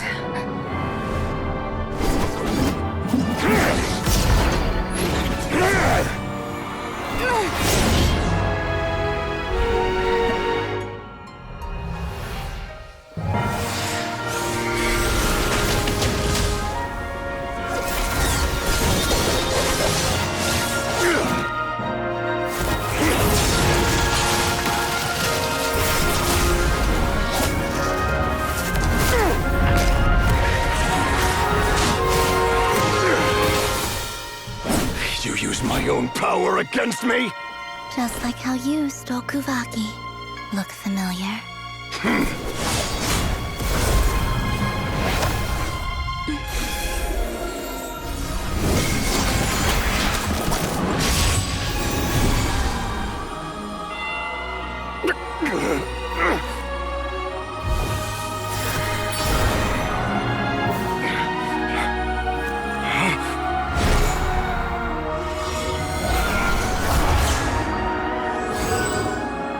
Don't you realize? You don't have the power to hold that gate open! I don't, but someone else does.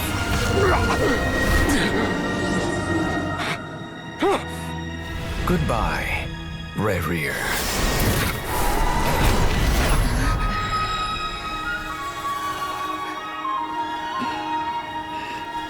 We won.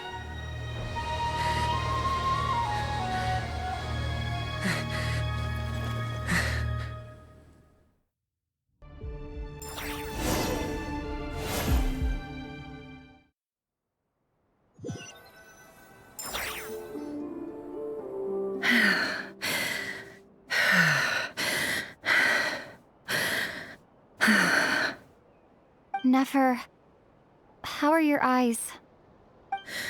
They're fine. Apart from the blindness, of course. It's not too late. Let me handle it.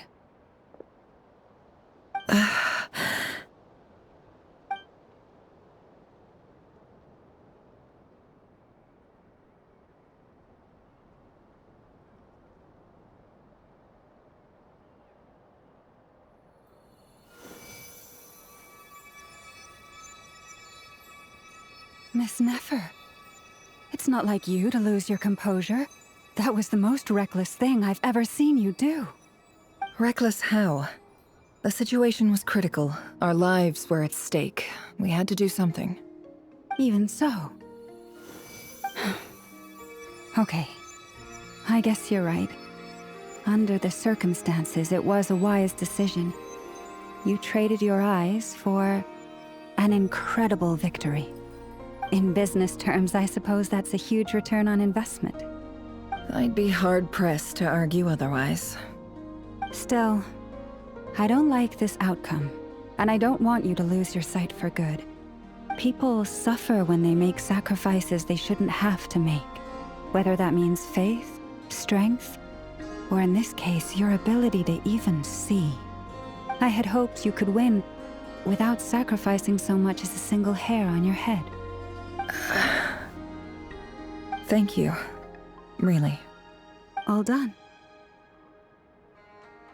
Don't try and open your eyes just yet. We'll see how you're doing in a couple of days. Until then, please follow your recovery plan to the letter. I'll send full details through miHoYo. For now, just get yourself home, relax, and rest. My dear friends, we have fought bravely and achieved a spectacular victory. A dark cloud has been lifted from the skies of Nodcry. All in this land will be grateful for what you have done. The moon will remember this day. Thank you both.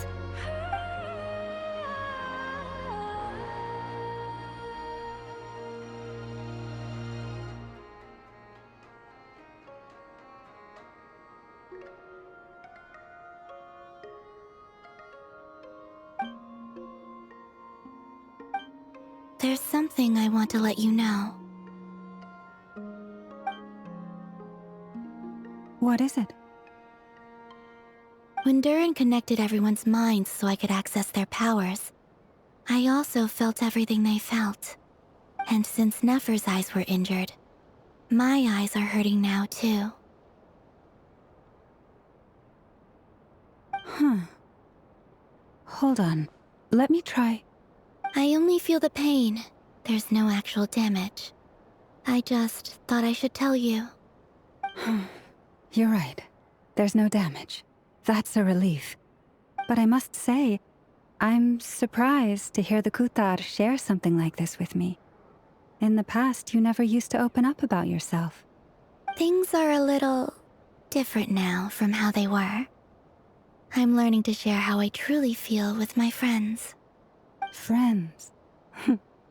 You have no idea how glad I am to hear that.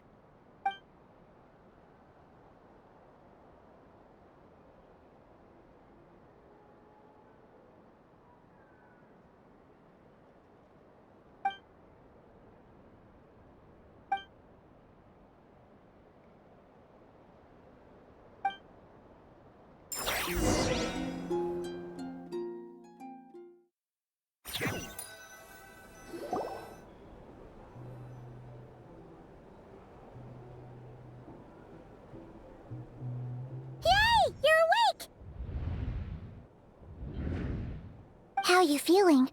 Any aches and pains? Did you sleep well? I'm doing all right, Paimon. No need to worry about me. Phew! Well, that's good. Paimon's been sitting on the edge of the bed worrying about you for ages. You slept a whole day and night. Poor Paimon had to eat all by her lonesome. Glad to hear you didn't starve. How was the food? Well, it wasn't the same without you there to share it. Honestly, Paimon just can't relax relax when you're not your usual self. She couldn't enjoy the food and settle down to sleep. Well, I'm back to normal now. Oh yeah, and Albedo swung by earlier. He said to tell you to head to the tavern when you woke up. Varker and the others are organizing a victory feast and they want to celebrate with you. He also dropped off some medical supplies, but you seem fit as a fiddle, so guess you won't be needing those. If you're feeling up to it, let's head over now. Wouldn't want to keep them waiting.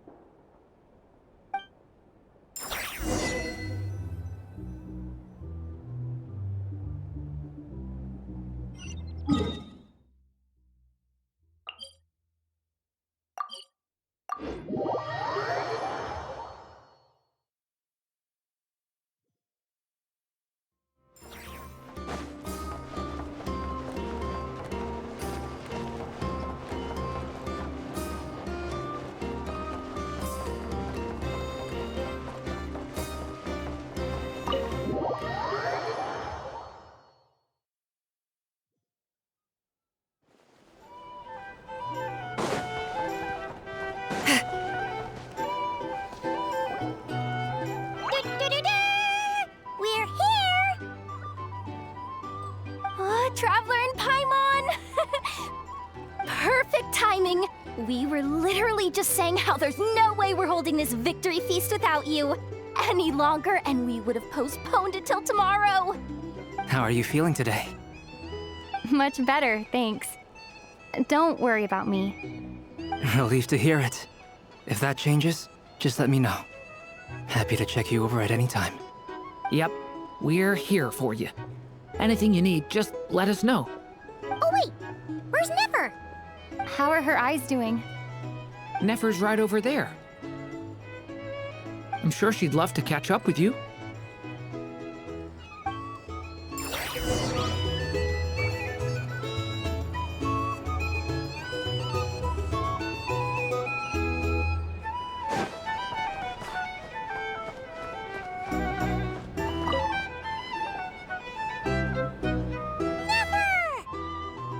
Traveler, Paimon, are you recovering well?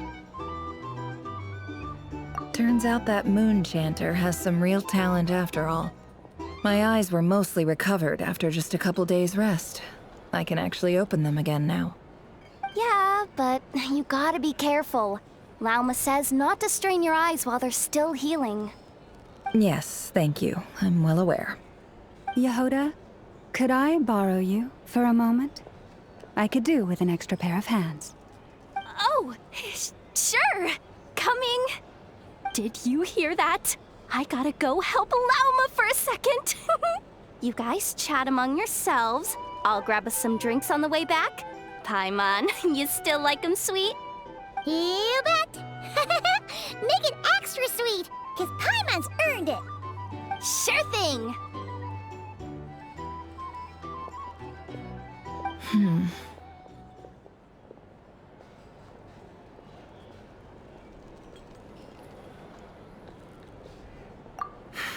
The Raker of Solnari. Kind of a snake, don't you think? No, definitely a snake. A poisonous one who spewed his venomous hatred everywhere.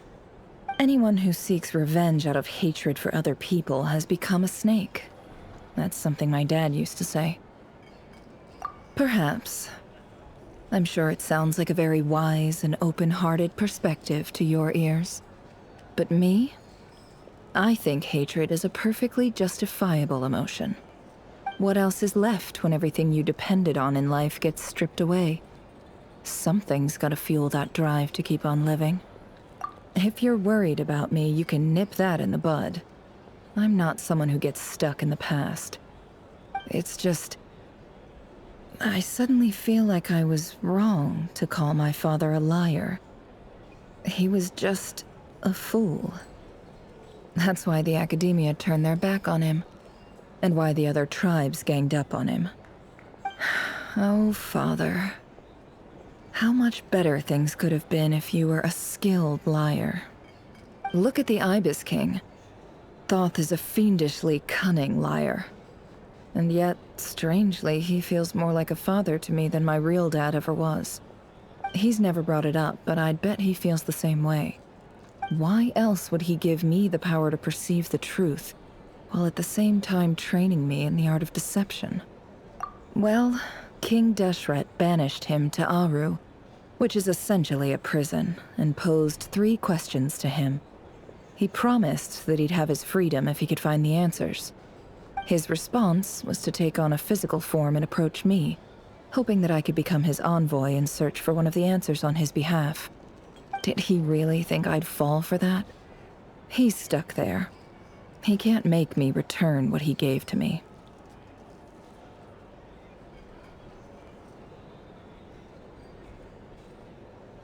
So that's enough for you to decide he's nice, is it? He's a prisoner, and he was scared. So he decided to perform some good deeds to win people's approval. He lives in fear because he's a deceiver. How is Rerir any different? You can't work as a spy your whole life and expect a happy ending. It's preposterous. Yet I can't say I don't understand it. Liars live in the darkness of their own making, but it's still human nature to want to go on living. They say that a liar's soul is the most worthless thing in the world. What do you think?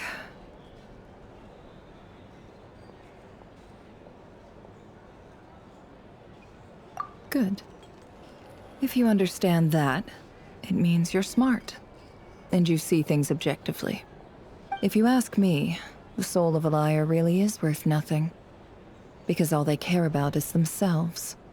For example, when something good falls into my lap, I don't go sharing the news around. Stops other people trying to steal it from me.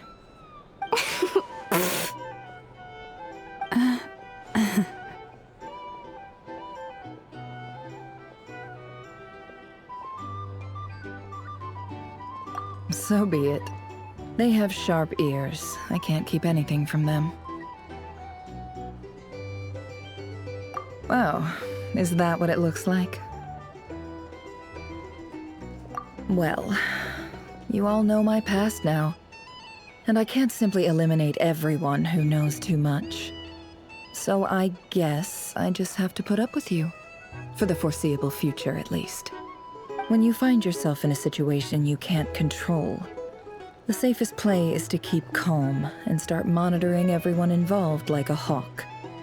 In the intelligence world, you need to have a sense of perspective and play your hand accordingly. If you understand what's at stake, please ensure my secret is safe with you. Very good. Oh wait! Now that the panic's over and we've all calmed down, Paimon suddenly remembered something.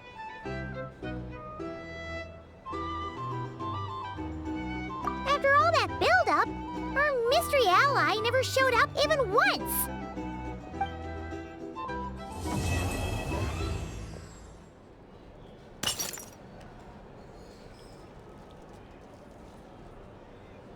Huh? Am I imagining things?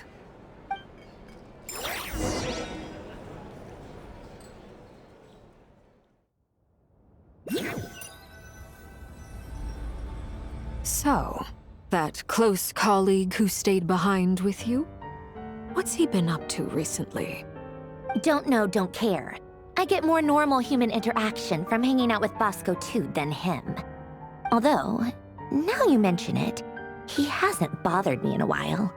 I wonder if... If he's disappeared without a trace, it's the biggest gift he ever gave to the world. But I somehow doubt that's what's going on. He won't lie low forever.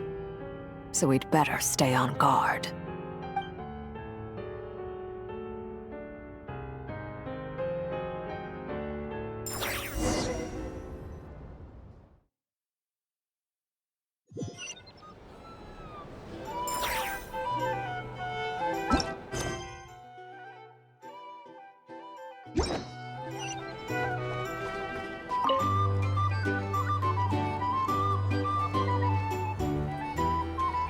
Ah, Lord Sangama Bay. How lovely to see you. I must thank you for the device you provided. It was an enormous help. Would I be right in thinking that it was developed by the Academia? Why come and ask me when you clearly know already? I mostly came to thank you. That's more like it. A little gratitude goes a long way with Lord Sangama Bay. Play your cards right, and you might even stand a chance of becoming my long-term supplier. The chance to work with such a kind and charitable investor as yourself would be a great honor for the Curatorium. Huh? Charitable? Who said anything about charity? First time hearing about it. Let's see. The first plot of land you purchased in Nodcry, your desert interests, and... Stop! What do you think you're doing? Exposing my investment history! It's nothing to hide from. They're all perfectly legitimate investments. And some of the land you purchased was with the intent of building a sanctuary? Yes, I heard about that too. How did you... You're a curious case, Lord Sangama Bay. You don't like people finding out about your good deeds, do you? But I'm afraid no matter how hard you try to keep things under wraps, where there's a will, there's a way. You did it for Sumeru, didn't you? It was empty land that was gonna go to waste otherwise. I figured if I built something there, it might at least get some use in an emergency. Disasters are capricious things. They strike without any warning. I've lost family to a disaster before, and I don't want to lose any friends or business partners if I can help it. My elder sister used to dream of finding a sanctuary. Somewhere with plenty of food, water, and medicine. Where everyone could live happy lives. It was something I looked into, but after discussing things with the Dendro Archon, I decided on a more effective strategy. The tech people handled the tech, and Moneybags provided the Mora. It just made the most sense. It's a pity that so few people know the truth about you. Everyone says that you view everything in terms of Mora, and all you care about is growing your own wealth. So, what's the problem with that? Everyone wants to be rich. It's human nature. So yes, I love Mora, and it's nothing to be ashamed of. But surely you have dreams of your own beyond just making Mora. You don't get it, do you? My dream is to invest in other people's dreams. And, you know, make a nice little slice for myself along the way. Just thinking about it makes me happy. That sweet, sweet sound of Mora. Thank you. For the device? And the pendant. Oh, that. I was just returning a favor. Don't worry about it. Seems like we've both been away from home for a very long time. Yeah. So long that I barely remember what my family even looked like. That would be your mother, father, and sister? Yeah, though it's been years since my sister passed away. It's not like I want to forget them, obviously, but memory can be even more ruthless than the most calculating business person. Beyond a certain point, if something isn't helping you, it just gets rid of it. My sister can't help me now. Slowly but surely, her face is fading from my mind's eye. It's become a vague impression. Not everything will fade. When loved ones pass away, the beautiful memories are the ones that last the longest. Yeah, that's true. If you ask me, that's the one silver lining in all of it. Well, that, plus, I'm sure that life is much better now than it was back then. Oh, absolutely. I have tons of Mora, a big beautiful house, business is booming, and I'm as happy as can be. You've got a lot going for you too. Boss of the Curatorium of Secrets? I'm sure there's plenty of Mora to be made in that line of work. I appreciate the vote of confidence.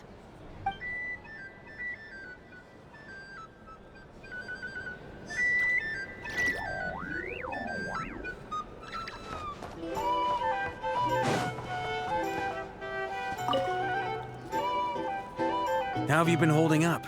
Any adverse reactions? If you start to take a turn for the worse, make sure you tell me right away. You don't need to worry about me, Grandmaster. I'm fine. I mean, I barely did anything, so... What? You're too humble, young man. You played an indispensable role in the battle for Nodcry. We can't thank you enough for your support. Sometimes, when people praise you, it's because you deserve it. The best thing is to accept it calmly and with grace. It's important to learn how to respond to words of admiration. Let's do a quick demonstration. Albedo, that was an incredible feat of alchemy. The pressure was on, but you worked flawlessly at lightning speed to get the job done. Thank you. I can't take all the credit, though. Durin played a big part in forming the alchemical array. See? Did you catch that? A masterclass in how to take a compliment. Okay, yeah. I did work pretty hard to help prepare for the battle. No point denying that. Hey, you guys!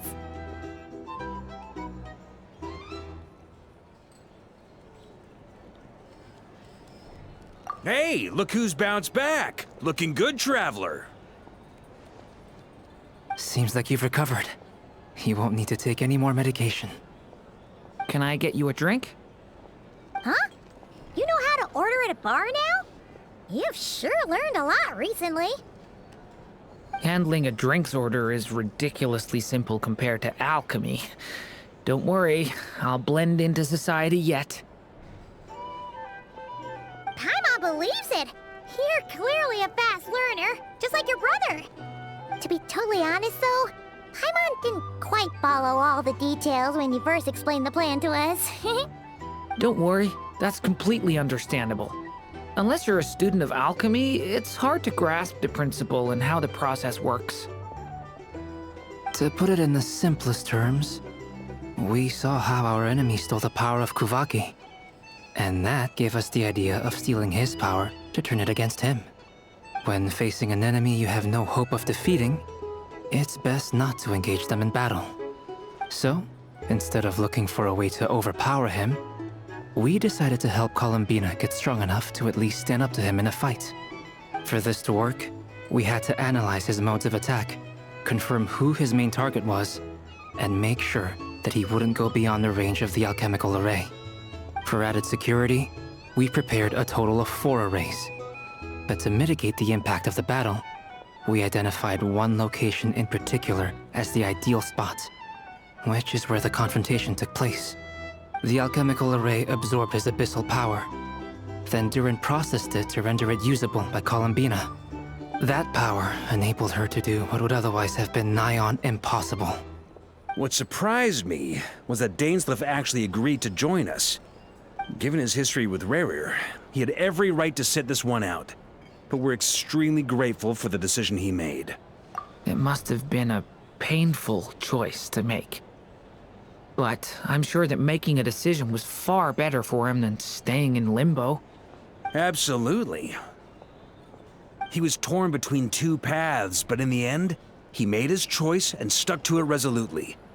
He doesn't strike me as the sort of person who'd stay trapped in limbo for long. Anyway, however you cut it, everyone gave a stellar performance. And now, it's time to kick back and celebrate.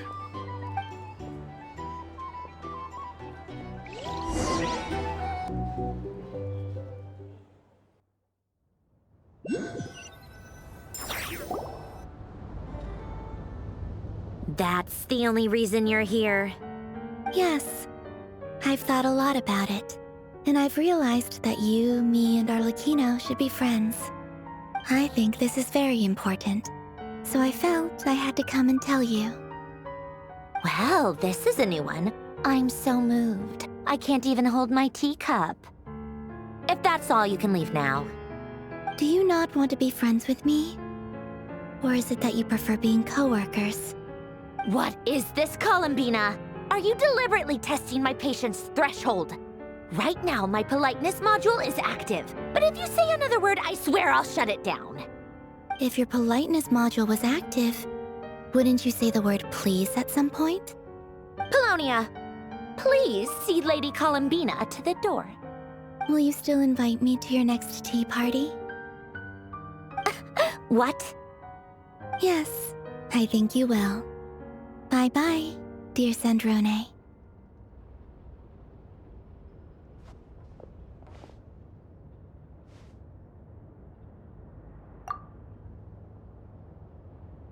Last time, the Wild Hunt escorted you out. Would you rather I handled it myself this time? We just wanted to, see how you were doing now that it's all over. Why? Out of concern for my safety? I hope you didn't seriously think that the Rayhir of Solnari would be able to lay so much as a finger upon me, given how prepared I was. Mostly because you kind of helped us out, so we just wanted to check you were okay. Looks like all your robots are fixed, huh? Oh, don't you worry about that. Tea time is already a write-off. The visitor before you managed to kill my appetite. If you're in the mood for tea, go ahead and help yourself. Otherwise, it's going to waste. My coasters are still missing in action, though. Use this notebook instead. Whoa! Pretty hefty notebook. Look at all those calculations. You can ignore those. They're just dumb scribblings. I doodle and write in my free time. Sometimes I remember the distant dreamlike past. Sometimes I imagine the far-flung future. And other times, I grit my teeth and note down all the crazy nonsense going on in the present. Some people do the crosswords in the newspaper. This is my equivalent of that. Trying to predict the future is like daydreaming.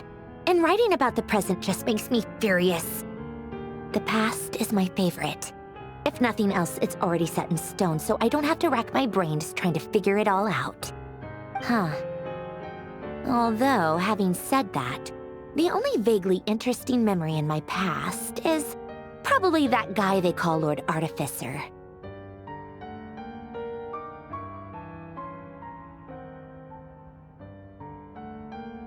Who else?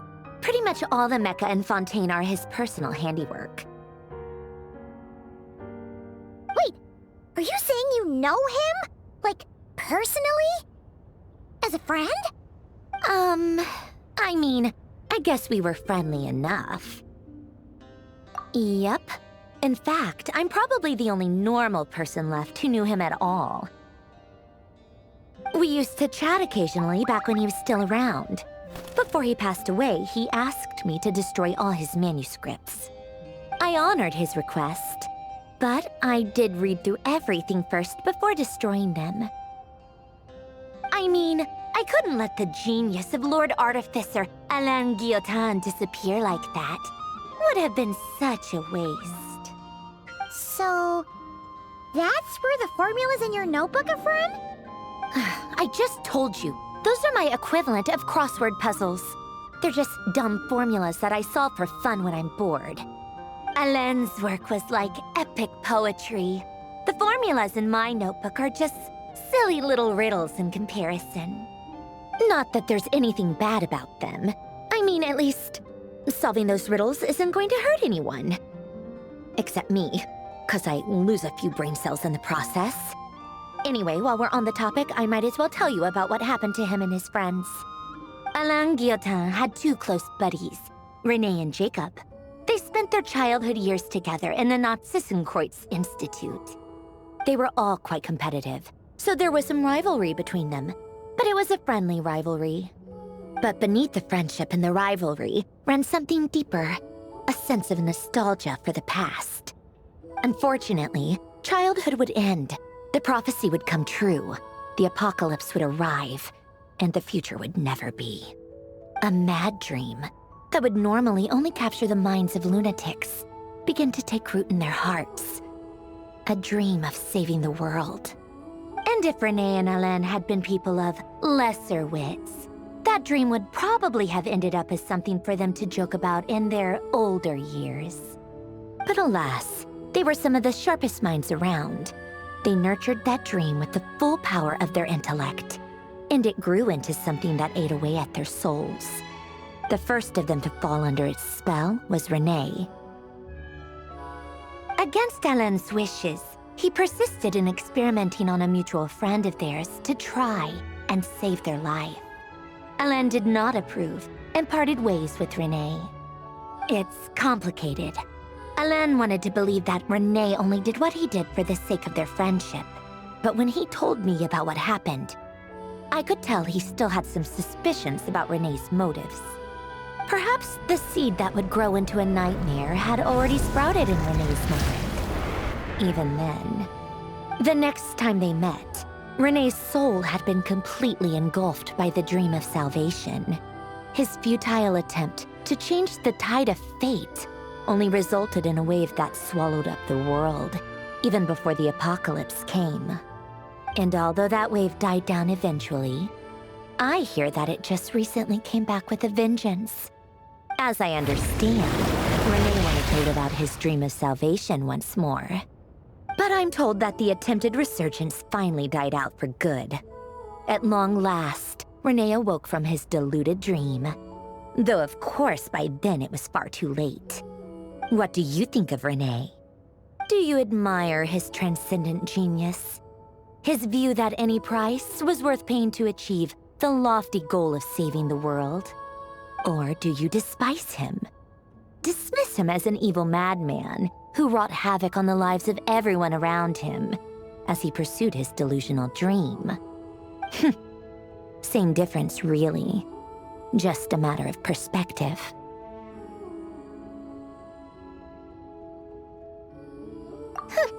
Doesn't surprise me. You share one thing in common, after all. You both want to be the savior. The only difference is, your dream came true, and his, well, he wasn't the one who made it come true. I don't like fanatics who give up their whole lives for their ideology. Nor do I like fools who let their delusions take control. Maybe I could understand if Renee had just been an ordinary person. But he had a sage-like intellect, and still managed to get himself lost in a labyrinth of his own desires. Anyway, that's enough about Renee. Now, moving on to Alain Guillotin, the Lord Artificer. He managed to put a stop to the first storm whipped up by Renee. But after that, Alain lost his friends and family. To his credit, I suppose, the loss of his family and friends was purely a tragic accident. It's not like Alain sacrificed them for his cause or anything. After that, the only thing supporting his work was the same dream that had dragged his closest friend down to the abyss. But although the desire to save Fontaine drove him to found the Fontaine Research Institute, Alain continued to reject any form of transcendental knowledge or power. He was suspicious and fearful of it, having seen the way it had affected his closest friend. I think that formulas and machines derived solely from human intellect were the only thing that gave him a sense of spiritual comfort. Yet Alain's intellect was simply too great. It barely left him space to breathe in his lifetime. Once he realized that the end of his life was approaching, he finally accepted the truth. The Nazissenkreuz Institute needed someone, and a human being, to see its story through to the end. He quit working on his formulas, trading them in for the fairy tales that had played such a formative role in his childhood, but which he barely touched in his adult life.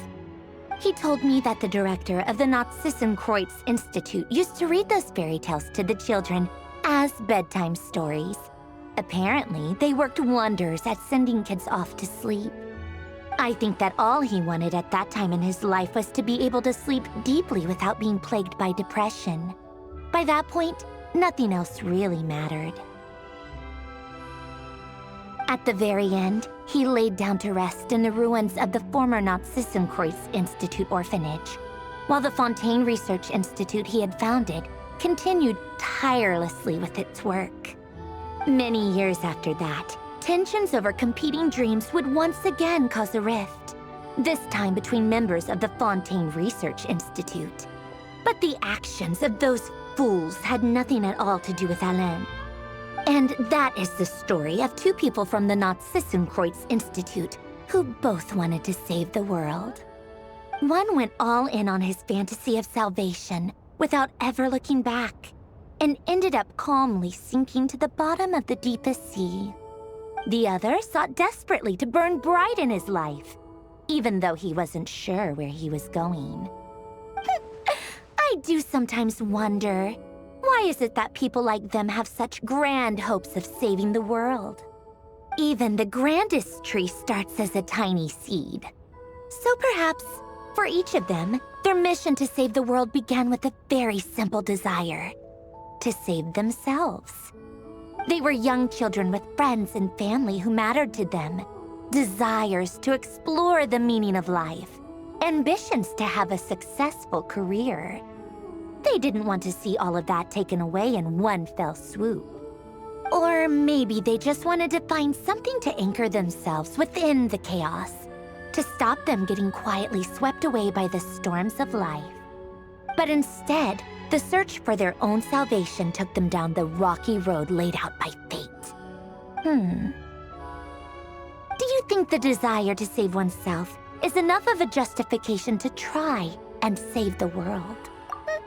The way you said that sounded just like Alain. I asked him the same question back when he was in his prime, putting all of his energy into his work. He gave the exact same answer as you did. No elaboration, just a quick short answer before getting right back to his work. He was always that way. All right, tea time's over. I owe Arlecchino a favor for telling me these stories. I'll have to bring a whole sack of gifts the next time I visit the House of the Hearth. I'm gonna go tinker with Polonia now. You guys can do whatever you want, as long as it doesn't involve interrupting me. Polonia, exit hibernation mode. Begin diagnostics.